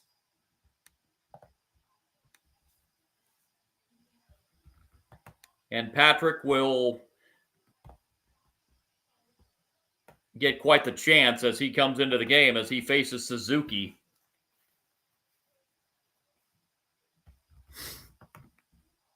One for 2 tonight with the home run back in the second that at the time tied the game before Andrew Vaughn's 4th inning home runs put the Brewers back in front. Which is where we stand right now at 2-1 with 1 out in the 6th.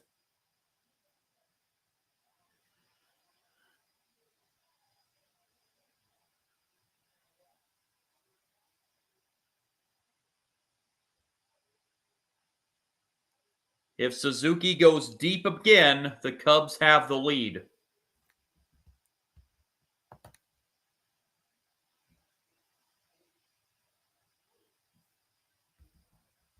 Tying run is at second.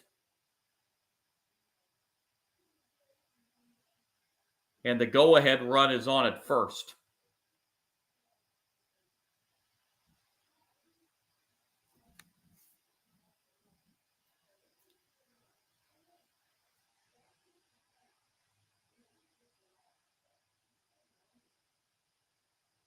Here we go. Patrick to Suzuki. Big spot in this game. Ball 1 inside.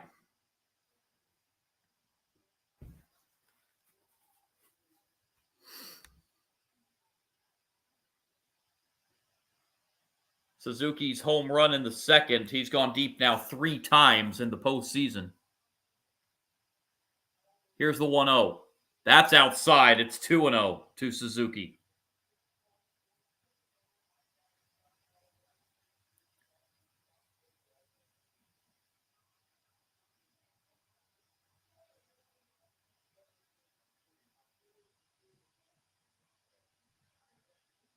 2-0 pitch.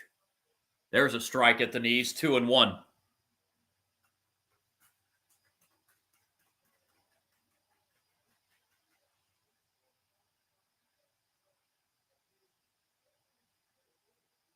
Patrick looks in on Suzuki and delivers the 2-1 pitch.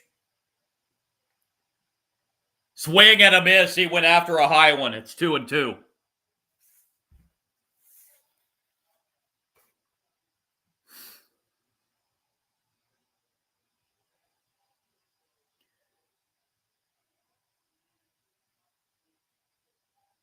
Ian Happ on deck.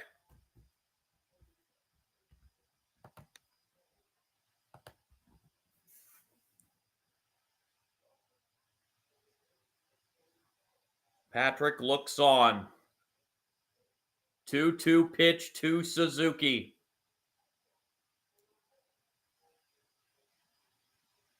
In the air to left center field and caught out there by Jackson Chourio for out number 2.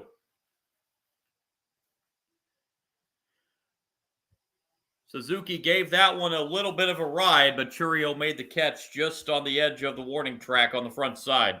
And the batter's Ian Happ with 2 outs and 2 runners on.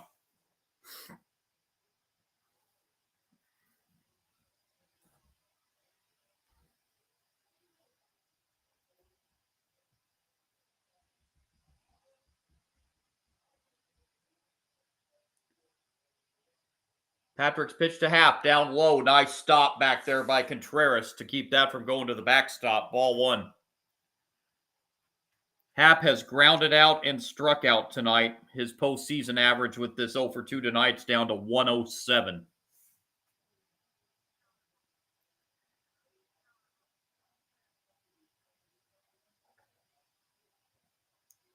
Comes the 1-0 pitch. Right down the middle, strike 1, a ball and a strike.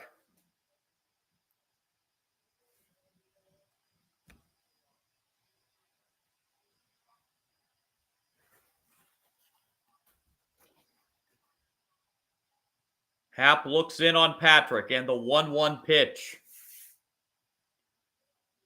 Fouled away. It's now 1-2.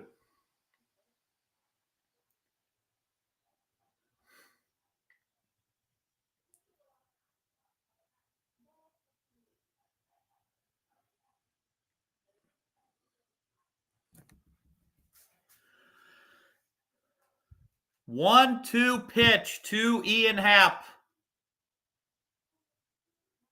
Down in the dirt. Again, Contreras stops it. 2-2.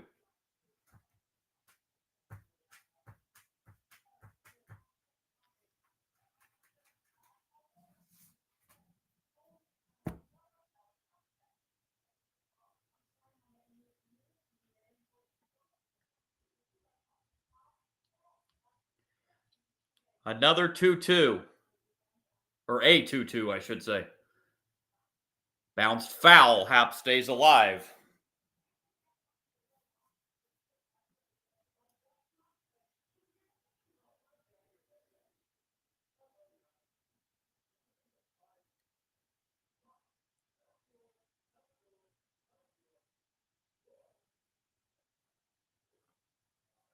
Happ and Patrick both ready, and another 2-2 pitch.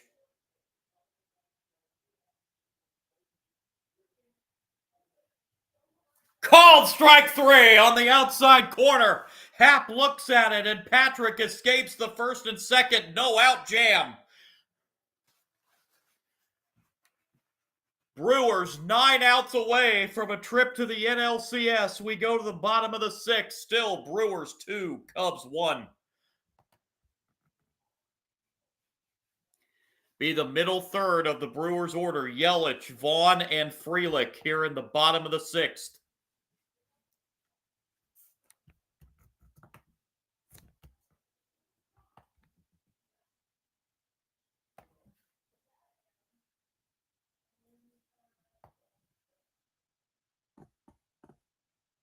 So Patrick comes in with runners at first and second and escapes the jam in the top of the 6th inning.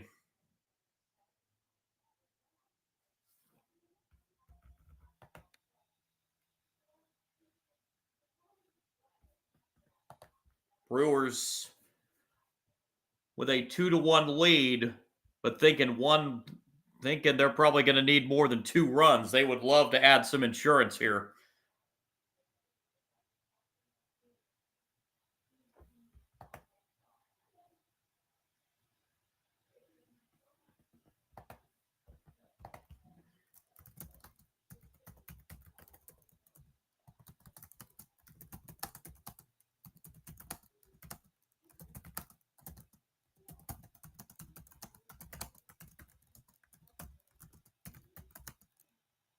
Christian Yelich will lead it off here in the bottom of the 6th for the Brewers.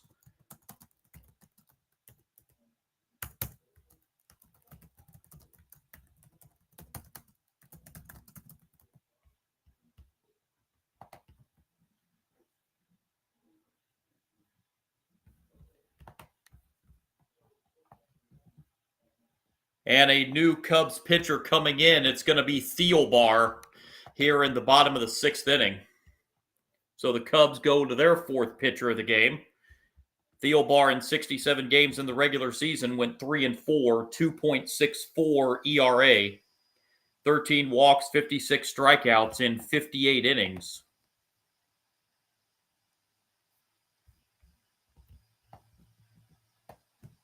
This will be Thielbar's 5th appearance in the postseason. He's pitched 3 innings total. He's walked 2 and struck out 4.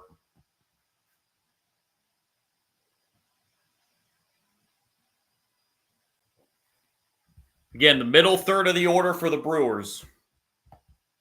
Yelich, Vaughn, and Frelick here in the bottom of the 6th inning. Thielbar's first pitch, bottom 6 to Christian Yelich is right down the middle, strike 1.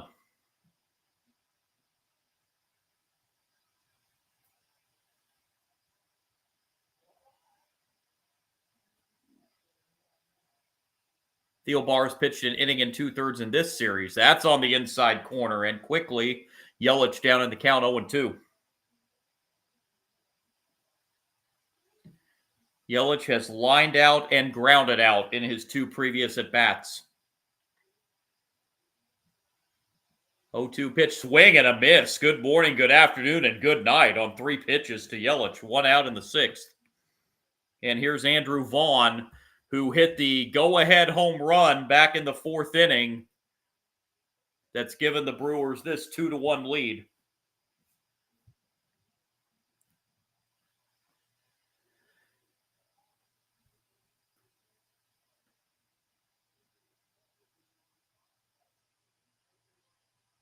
And there's a strike.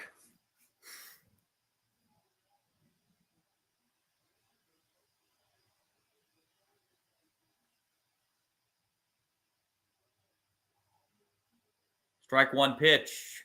Vaughn pops it up, shallow right field. Suzuki there for out number 2.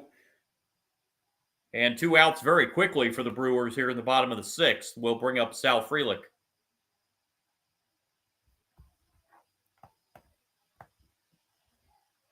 Frelick is 1 for 2 with a single. And he struck out in his other at-bat.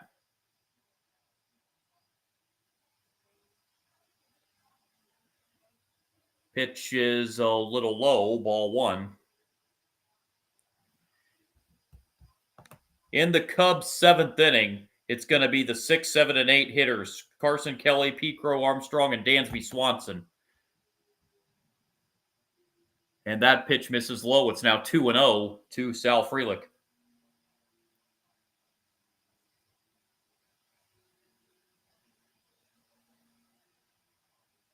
Thielbar looks in and delivers the 2-0 pitch to Frelick. That's inside. It's 3-0.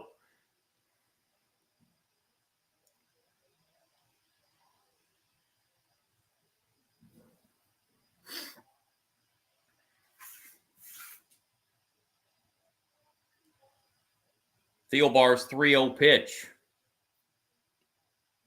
That's low. So after getting the first 2 very quickly, it's a 4-pitch walk to Frelick with 2 outs. And it'll bring up Durbin. And out comes Craig Counsell.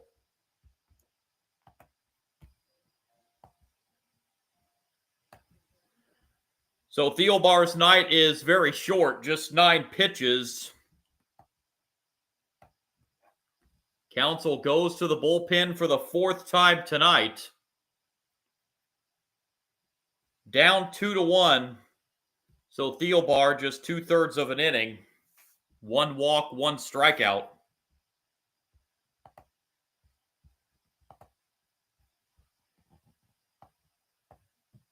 Fifth pitcher of the night for the Cubs, it is going to be Andrew Kittredge.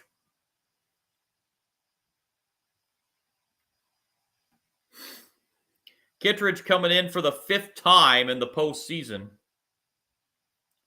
Has a loss and a save so far. He's pitched 3 2/3 innings. Comes in with a runner at first and 2 outs here in the bottom of the 6th.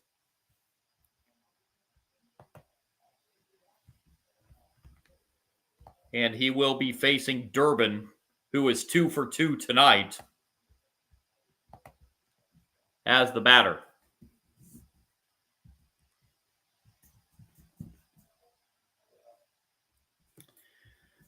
While we have a moment going out from baseball and updating you on some of these college football scores, Texas A&M ranked number 5 this week, looking to stay undefeated. They lead Florida 24-17. That game underway in the 4th quarter. Texas Tech also trying to stay undefeated, number 9 team in the country. They lead Kansas 28-17 in the 3rd. Auburn getting ready to start the second half, leading number 10 Georgia 10-3. Number 15 Michigan losing at USC 21-7. That game nearing the end of the 3rd. Number 11 LSU a 10-7 halftime lead over South Carolina. Number 18 BYU looking to go to 6-0. They lead Arizona at the half 14-7. There's a delay in that game right now. So that's some college football scores from around the country. A few upsets today and a couple more taking place right now tonight.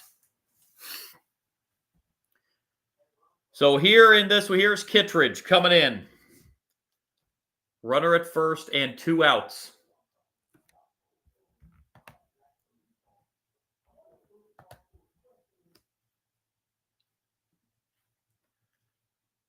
Kittredge's first pitch to Durbin is low, ball 1.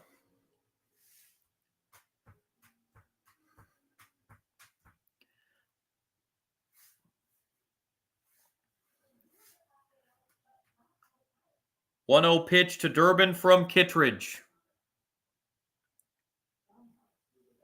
They throw to first instead, and sliding back in is Frelick.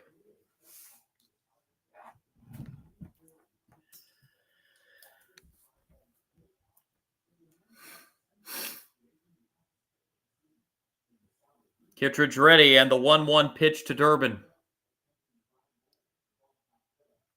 Low, but went around according to the first base umpire on the swing, so that'll even the count 1-1.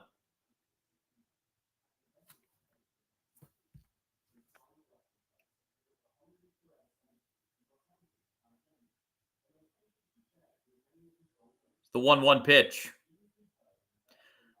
And a stolen base without even a throw down to second base.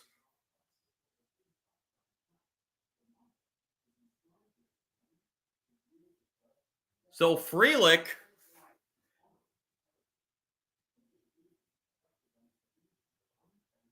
looked like Kittredge was kind of falling asleep on the mound there, and Frelick took advantage, and the 1-1 is not close. 2-1 now the count.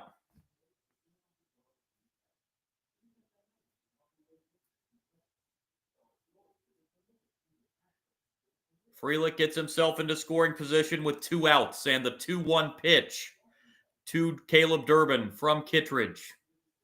Swing and a foul ball. That'll even the count 2-2.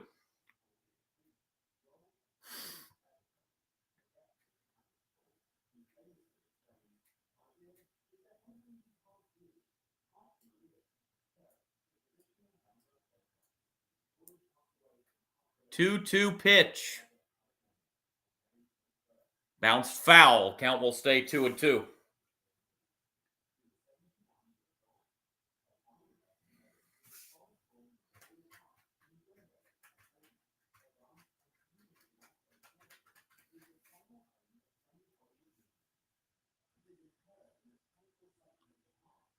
Kittredge set to deliver another 2-2 pitch to Durbin. Down low, another check swing. No, this time, says the first base umpire. That'll fill the count. 3-2.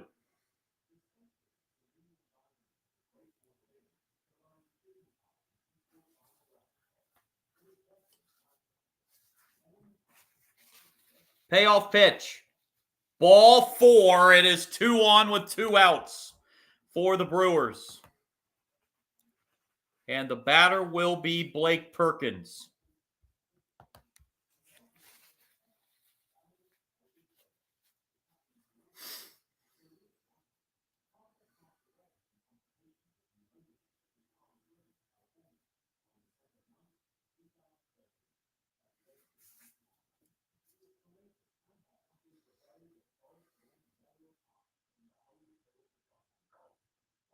So here's Perkins.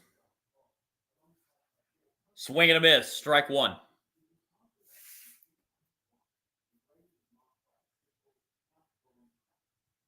Perkins has walked tonight.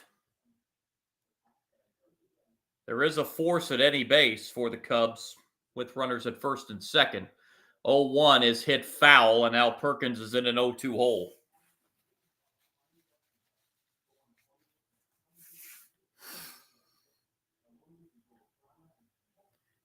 Frelick, the runner at second. Durbin, the runner at first. A lot of nervous fans in the stands right now. 0-2 pitch. Low and inside. Another check swing, but no swing there. That was not really close. I don't even know why they appealed that one. 1-2.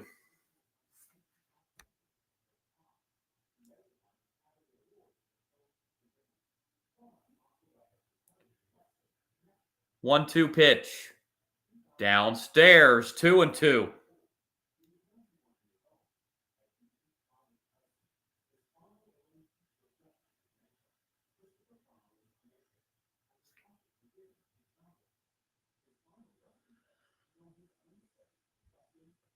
Two-two pitch. Pops it up on the infield. Who wants it? Bush is calling, and Bush makes the catch. The Brewers strand 2 in the 6th. On we go to inning number 7. Brewers lead the Cubs 2-1. Again, it's going to be the 6, 7, and 8 hitters. Kelly, Crow, Armstrong, and Swanson in the 7th, with the Cubs still down by just 1 run. 3 runs in this game, all scored via the solo home run.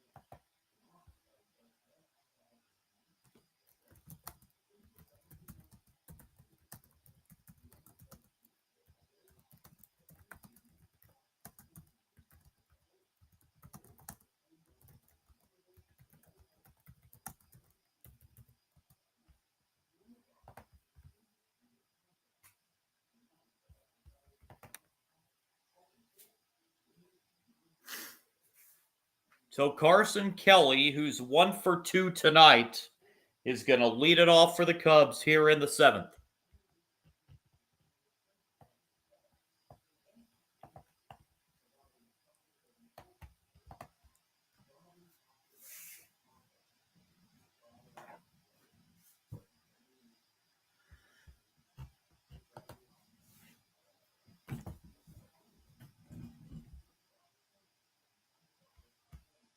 This game has a very, very similar feel to that Tigers-Mariners 15-inning marathon last night. Just has that edge of your seat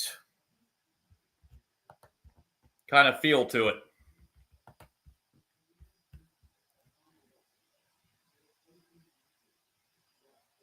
Two rivals doing battle for a trip to the LCS.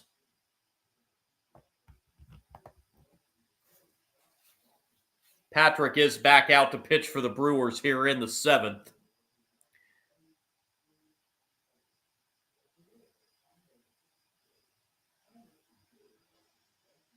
So here's Kelly to lead it off.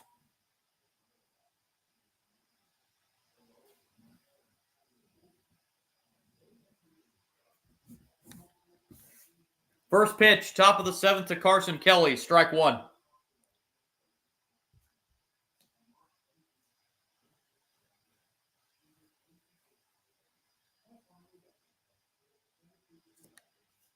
Strike one pitch to Kelly, outside, a ball and a strike.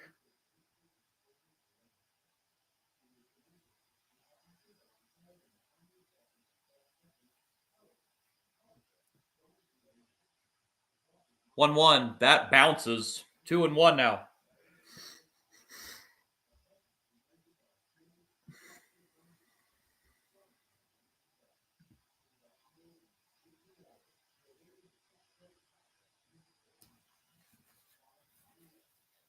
Two-one pitch hit foul, third base side. Kelly now counts 2-2.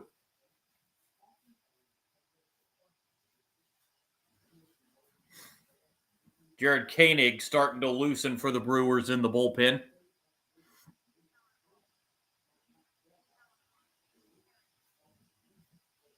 Comes the 2-2. Swing and a miss. Scott Kelly to chase a high one. One out in the 7th. And the batter will be Pete Crow Armstrong.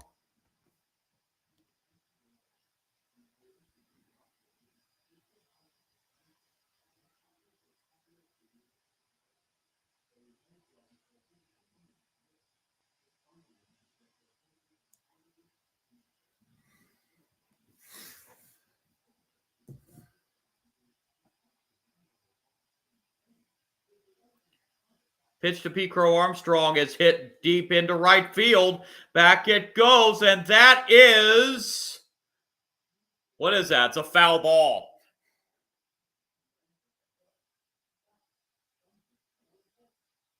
Pete Crow Armstrong gave that a ride, but yeah, just curved it foul.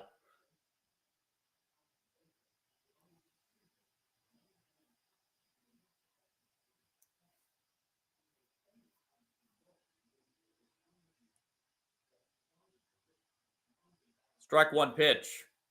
Outside, 1-1.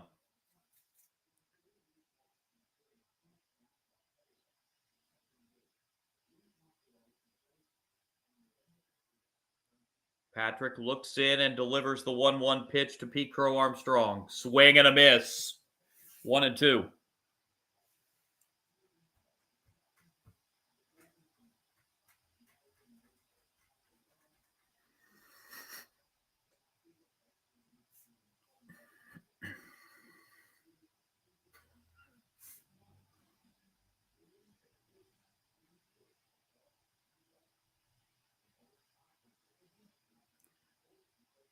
One-two down low, 2-2.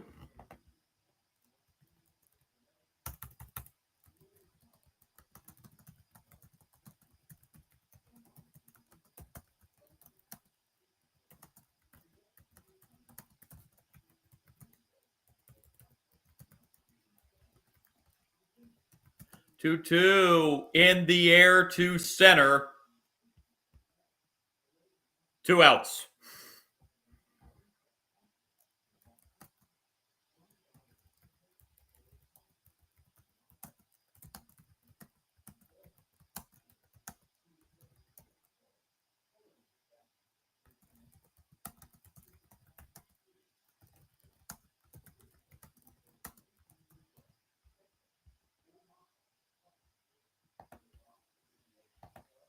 So 2 down here in the Cubs' 7th inning.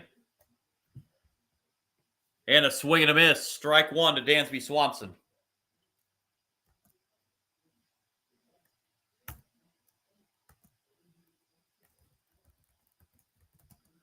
Strike one pitch is outside, 1-1.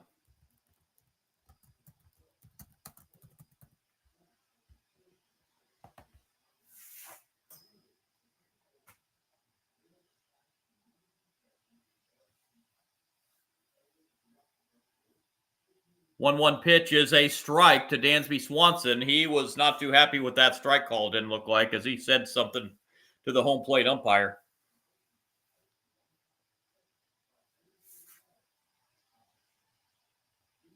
Would say the crowd comes to their feet in Milwaukee again, but they've been on their feet most of the night. Swing and a miss, strike three. Swanson went after an outside pitch. A 1-2-3 seventh inning for Patrick. Stretch time in Milwaukee. Brewers still lead this game 2-1.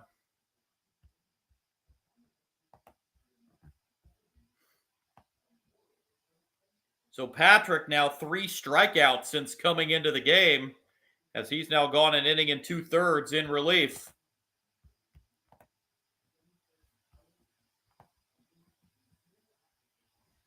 And the Brewers find themselves just 6 outs away from a berth in the NLCS, and the Brewers would have home field in that series against the Dodgers.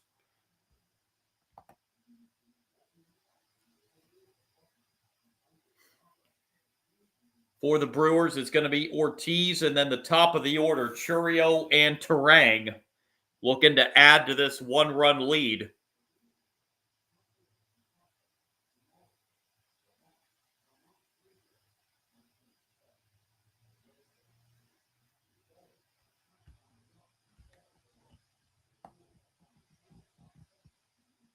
Been a bullpen game tonight for both these teams, but definitely the biggest pitchers duel game of the series.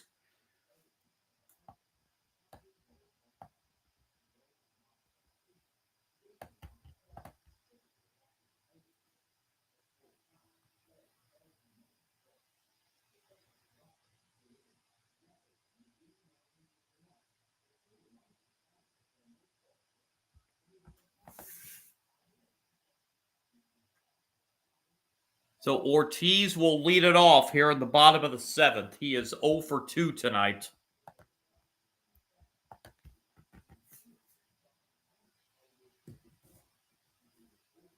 Two runs, 5 hits, no errors for the Brewers. 1 run, 4 hits, 2 errors for the Cubs. Brewers have left 6 runners on base tonight. Cubs have left 4 on. Neither team has a hit with a runner in scoring position tonight. All 3 runs tonight have scored via the solo home run. Solo home run in the first for Contreras, solo home run in the second for Suzuki, and a solo home run in the fourth for Vaughn. That's been the scoring tonight. And Kittredge back out on the mound here in the bottom of the 7th inning.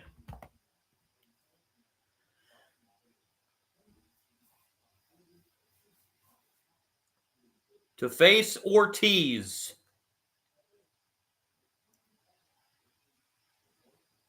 Again, the NLCS will begin on Monday. Destination and time are both TBD. That won't be decided until we'll see who it's going to be.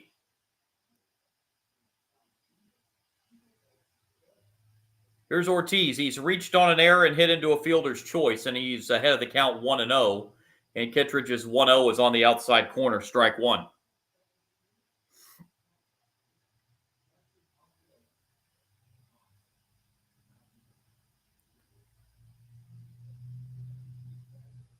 One pitch downstairs, 2-1.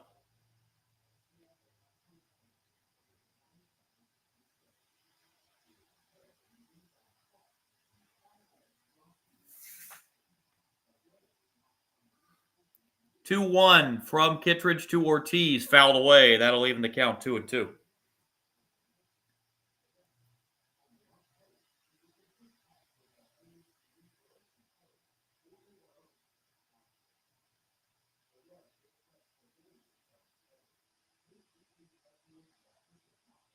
Two.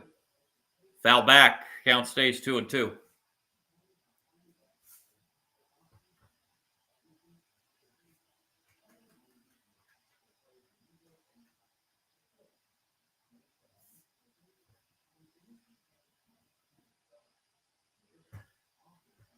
Kittredge looks in again and delivers the 2-2 to Ortiz. And Ortiz, a defensive swing to foul that away. Stays alive, 2-2.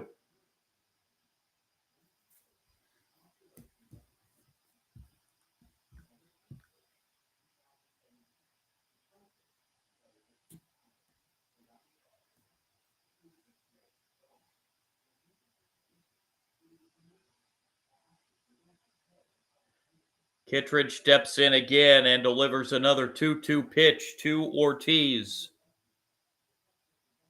In the air to center field, Pete Crow Armstrong dives and makes the catch in center field. Pete Crow Armstrong with a diving catch for the first out.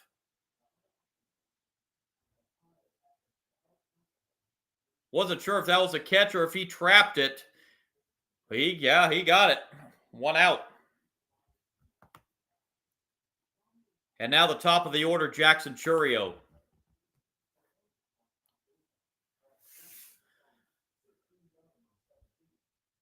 Chourio first pitch swinging, fly ball into right field. Suzuki under it. He's got it for out number 2. And the batter will be Bryce Terang. Terang hitless in 3 at-bats tonight.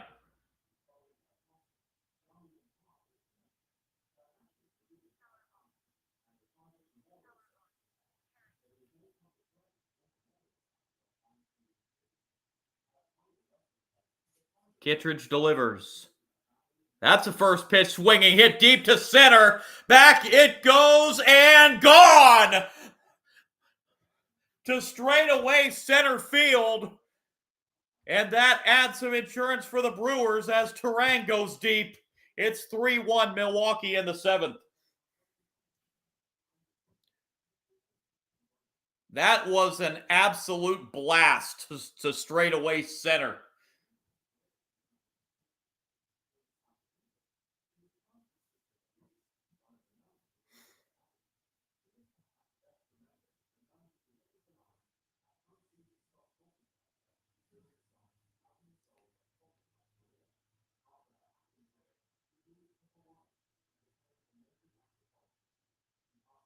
Fourth home run of the night between the two teams.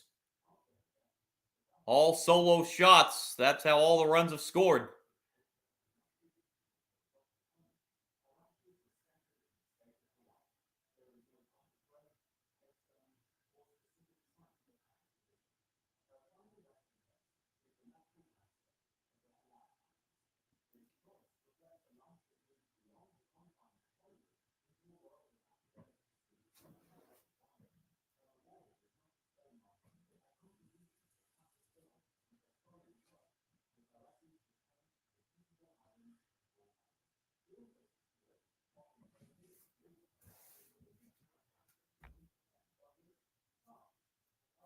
So now a 2-run lead. William Contreras takes ball 1.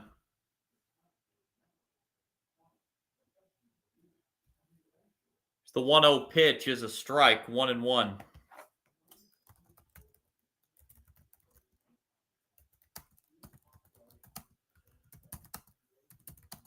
That's ripped to left by Contreras, but this one's going to stay in the park, and the catch made by Happ in left.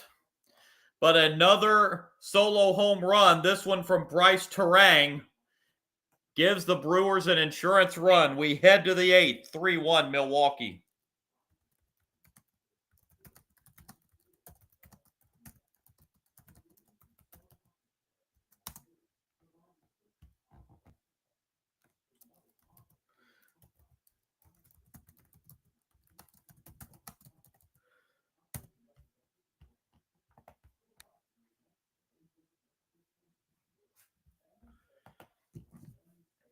All college football fans out there, Georgia has tied up Auburn 10-10, 6.5 to go in the 3rd. Texas A&M, number 5, now with a 2-touchdown lead on Florida, 31-17, 4.5 left in the 4th. Number 9, Texas Tech looks like they're going to stay undefeated. They lead Kansas 35-17 in the 4th. USC still leading number 15 Michigan 24-13. Just over 9 minutes to go. Number 18 BYU getting a little bit of a battle from Arizona 14-10. Number 11 LSU has taken the lead back over South Carolina 17-10. That game's in the third. Upsets of the day. Number 3 Oregon falling at home to number 7 Indiana 30-20.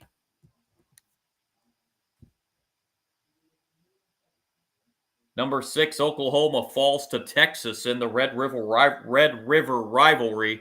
They're at the Cotton Bowl in Dallas 23-6. Number 14 Missouri loses for the first time. They fell to number 8 Alabama 27-24 in a tight one. Number 22 Iowa State 24-17 lost to Colorado. And number 25 Florida State lost for the third time in a row. This time they lose at home to Pittsburgh 34-31.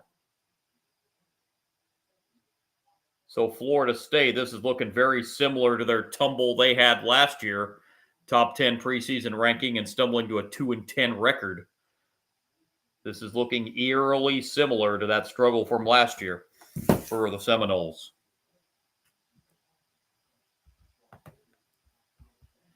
We head to the top of the 8th inning. Cubs down to their final 6 outs. They need to make a 2-run rally here.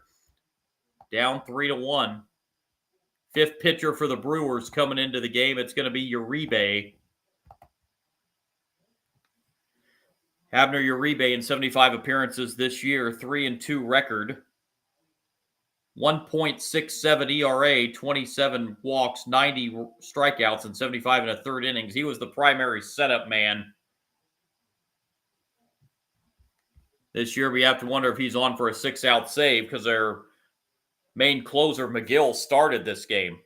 First pitch, top 8, ball 1.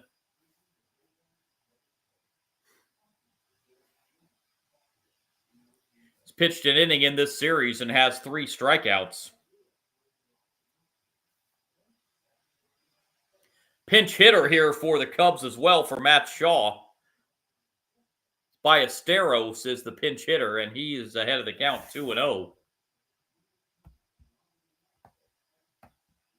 Ballesteros this year hit .298 with 2 home runs and 11 RBIs. Only had 1 at bat in this series. He's 0 for 1. 2-0 pitch is lifted in the air to left. Jackson Churio under it. 1 out in the 8th.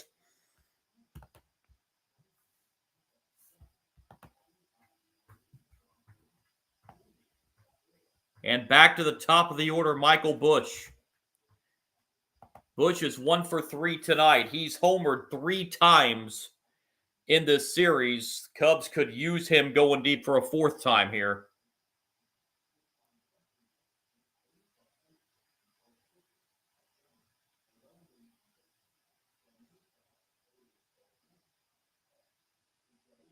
Again, both of these teams going deep into their bullpens. That's going to create a little bit of havoc for whoever moves on to the NLCS. It's going to make your pitching for Game 1 on Monday very limited. 1-0 pitch to Busch is low, 2-0.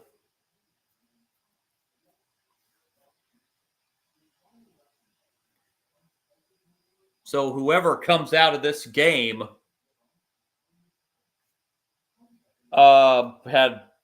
is very much hoping for a long outing from their starter in the NLCS Game 1 on Monday.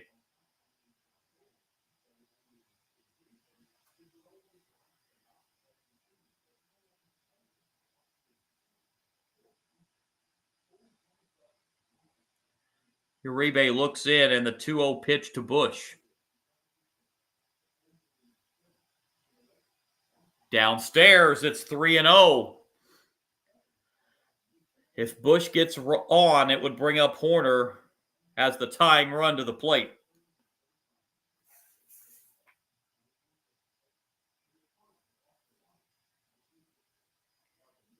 We figure he's going to be taking a pitch or 2 here. And it's a 4-pitch walk as that missed inside. So that will bring up the tying run to the plate and the man of Nico Horner.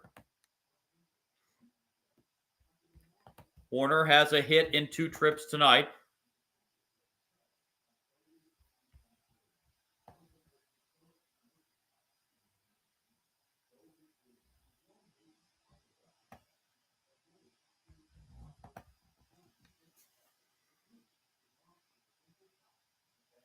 Strike 1.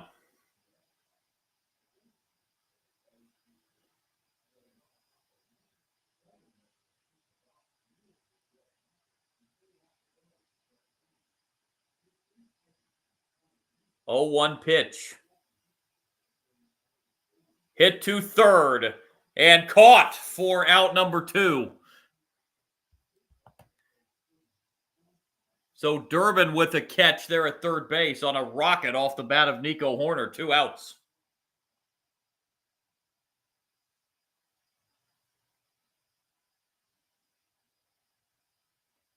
And it brings up Kyle Tucker with a runner at first and 2 outs.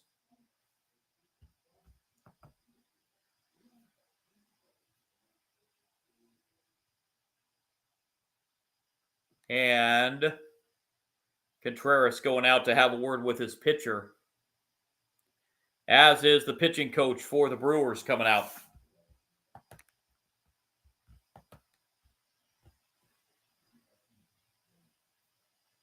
Wanting to get this final out in the 8th and a chance to close it out here in the 9th.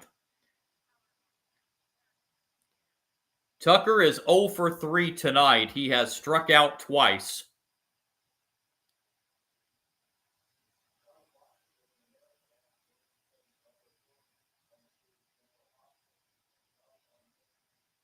Cub fans starting to look very, very nervous in the stands.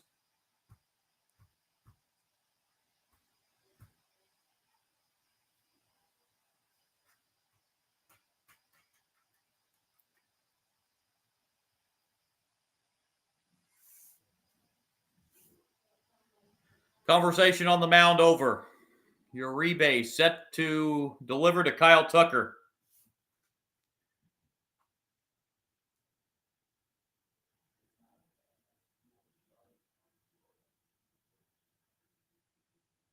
Outside, ball 1.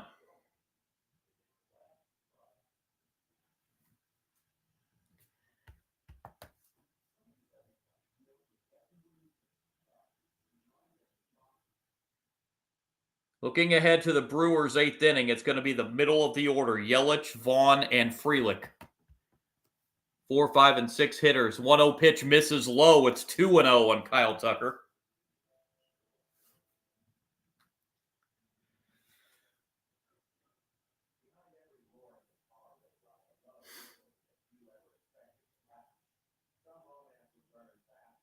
Uribe's 2-0 pitch.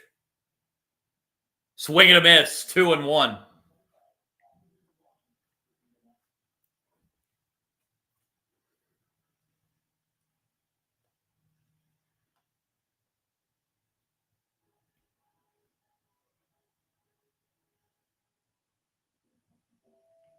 Here's the 2-1.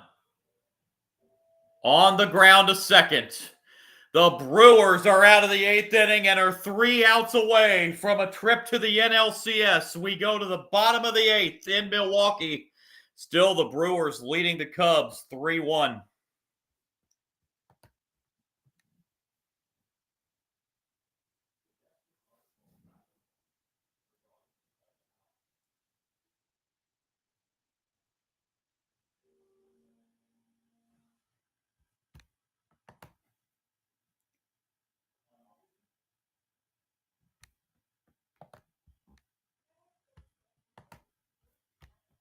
Again, it's going to be the middle third of the order. Yelich, Vaughn, and Frelick in the bottom of the 8th for the Brewers.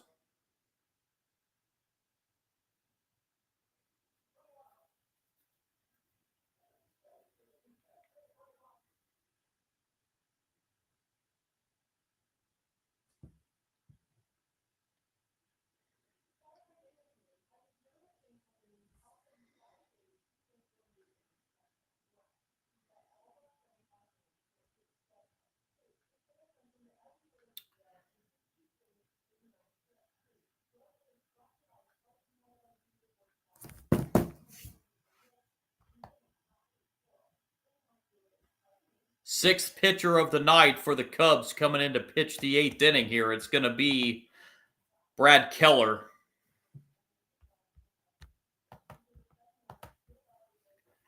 Keller this season in 68 appearances, 4-2 record, 2.07 ERA, 22 walks, 75 strikeouts in 69 and 2/3 innings.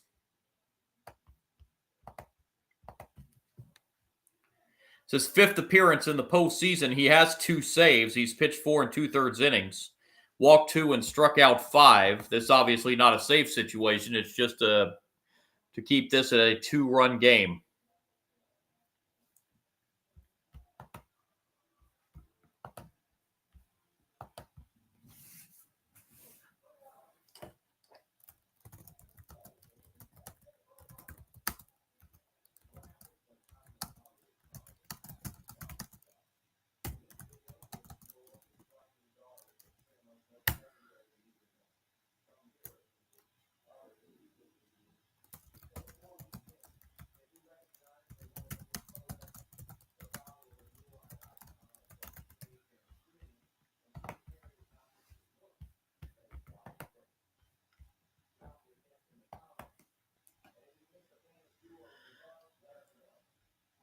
So here we go.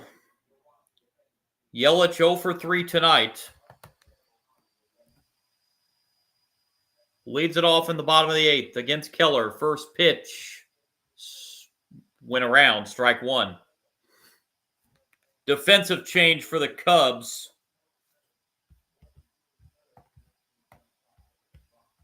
Castro, as that's a foul ball, it's 0-2.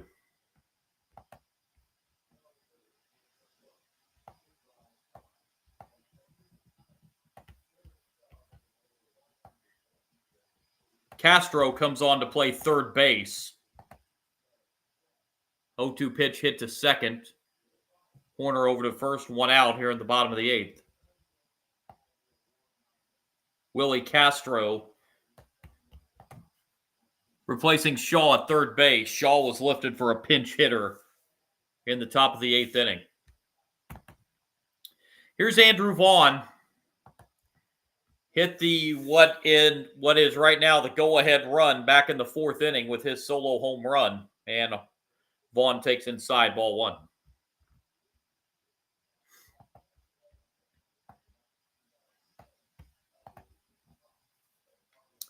1-0 pitch. That's a strike at the knees. 1-1.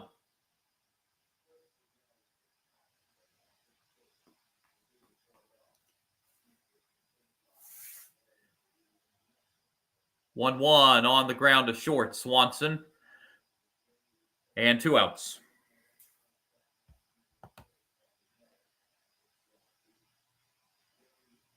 Batter is Sal Frelick.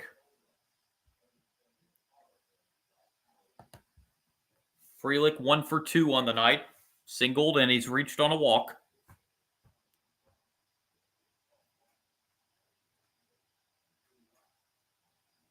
And Frelick sends it in the air to center. Pete Crow Armstrong with the catch in a very quick bottom of the 8th inning for Keller. Last chance for the Cubs. Suzuki, Happ, and Kelly due up in the 9th. Cubs needing 2, down 3-1.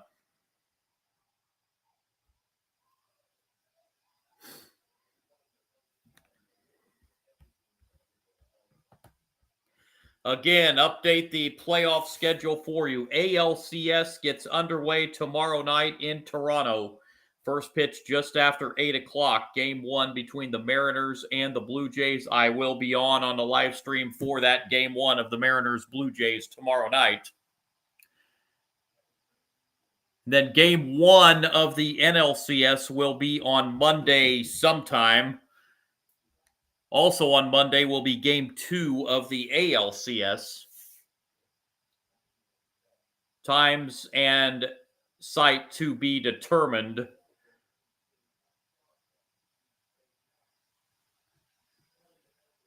It'll be decided after the finish of this game.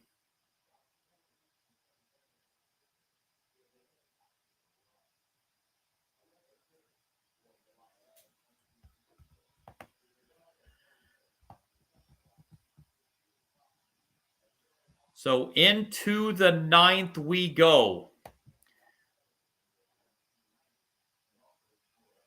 Suzuki will lead it off.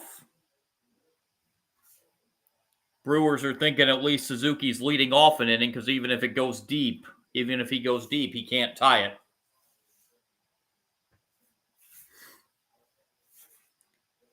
Suzuki, Happ, and Kelly, the three scheduled hitters in the ninth inning for the Cubs. Needing a 2-run rally in these last 3 outs.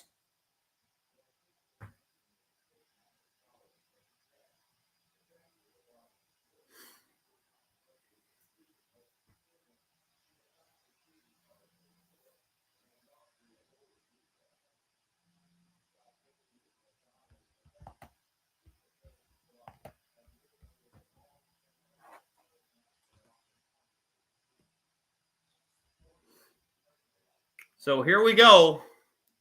Top of the ninth, Suzuki leading off. And Uribe on to try to get a 6-out save.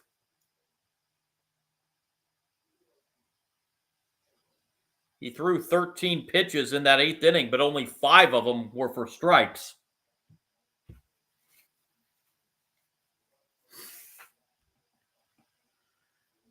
Here we go. First pitch, top of the ninth. Ball 1.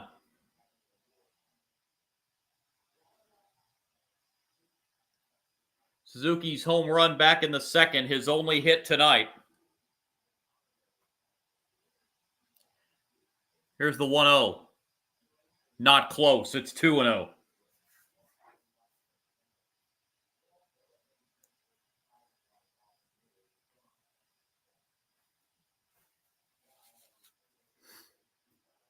Uribe looks in on Suzuki and delivers a 2-0 pitch.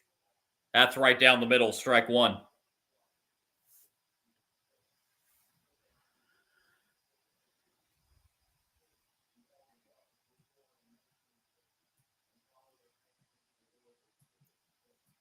Two-one pitch to Suzuki. Hit well to left field. Along the line, Churio makes the catch for the first out.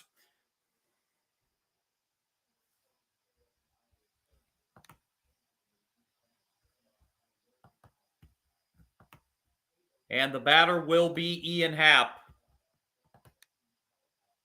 He's trying to get out of his postseason funk and get on base. He's 0 for 3 tonight with a couple strikeouts.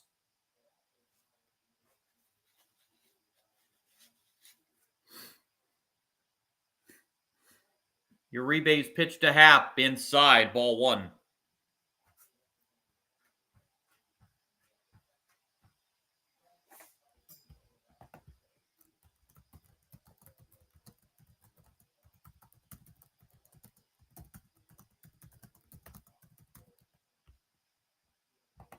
One zero. There's a strike.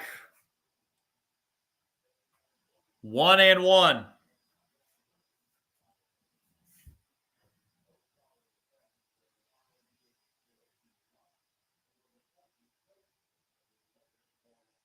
One.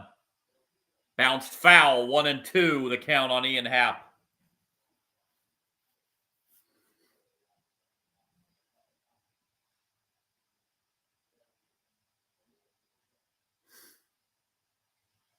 Uribe looks in and delivers the 1-2 to Happ.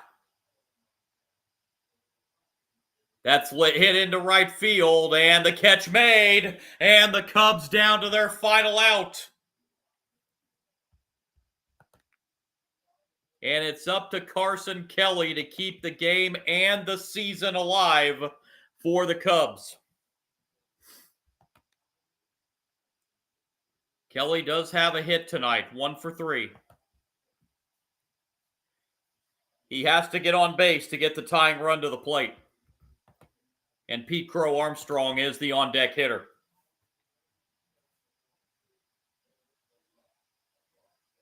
Uribe's pitch. That's a ground ball to short. And the Milwaukee Brewers are headed to the NLCS. as they knock out the Cubs in 5, 3-1 the final. And it will be the Brewers and the Dodgers in the NLCS. And the Brewers will have home field in that series.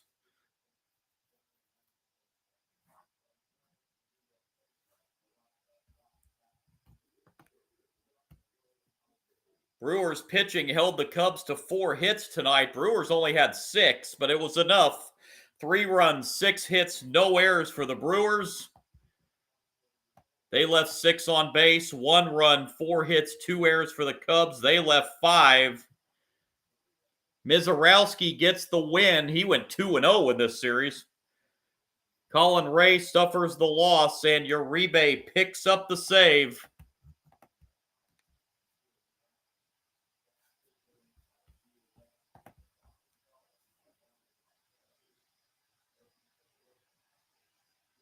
So both number 1 seeds in the American League and National League make it into the LCS.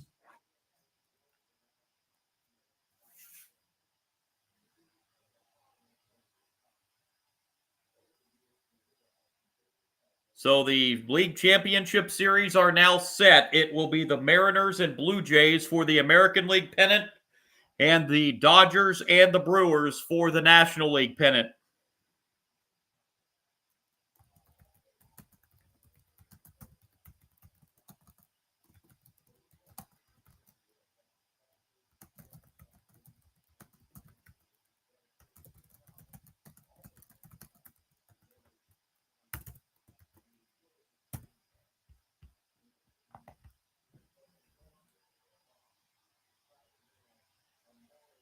The celebration just beginning in Milwaukee.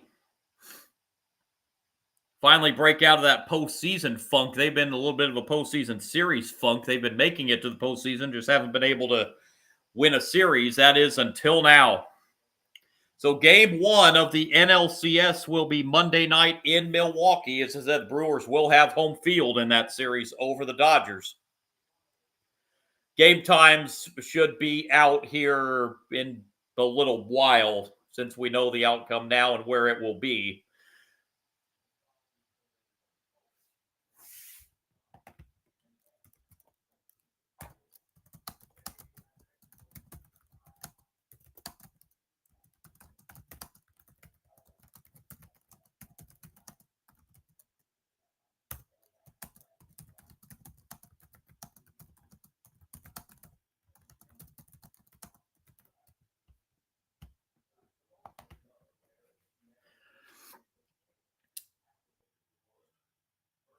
All right, celebration still continuing in Milwaukee. So with that, gonna sign off on this live stream tonight. Again, my name is John, Sports Bonanza John on YouTube, on Twitch tonight at Sport Guru John. If you do like my content on YouTube, would really appreciate a like and subscribe. That would really help out a lot. And I will talk to you again tomorrow night for another live stream. Game 1 of the ALCS between the Mariners and the Blue Jays. First pitch scheduled for 8:03. I'll be on about 5 minutes prior as we get set for the LCS round now, the final 4 teams to see who will make it to the 2025 World Series. Yeah, appreciate you joining me tonight. I will talk to you folks tomorrow night, or hopefully you can join me tomorrow night for the Mariners and Blue Jays. Game 1 of the ALCS tomorrow night. Thanks a lot, everybody. God bless.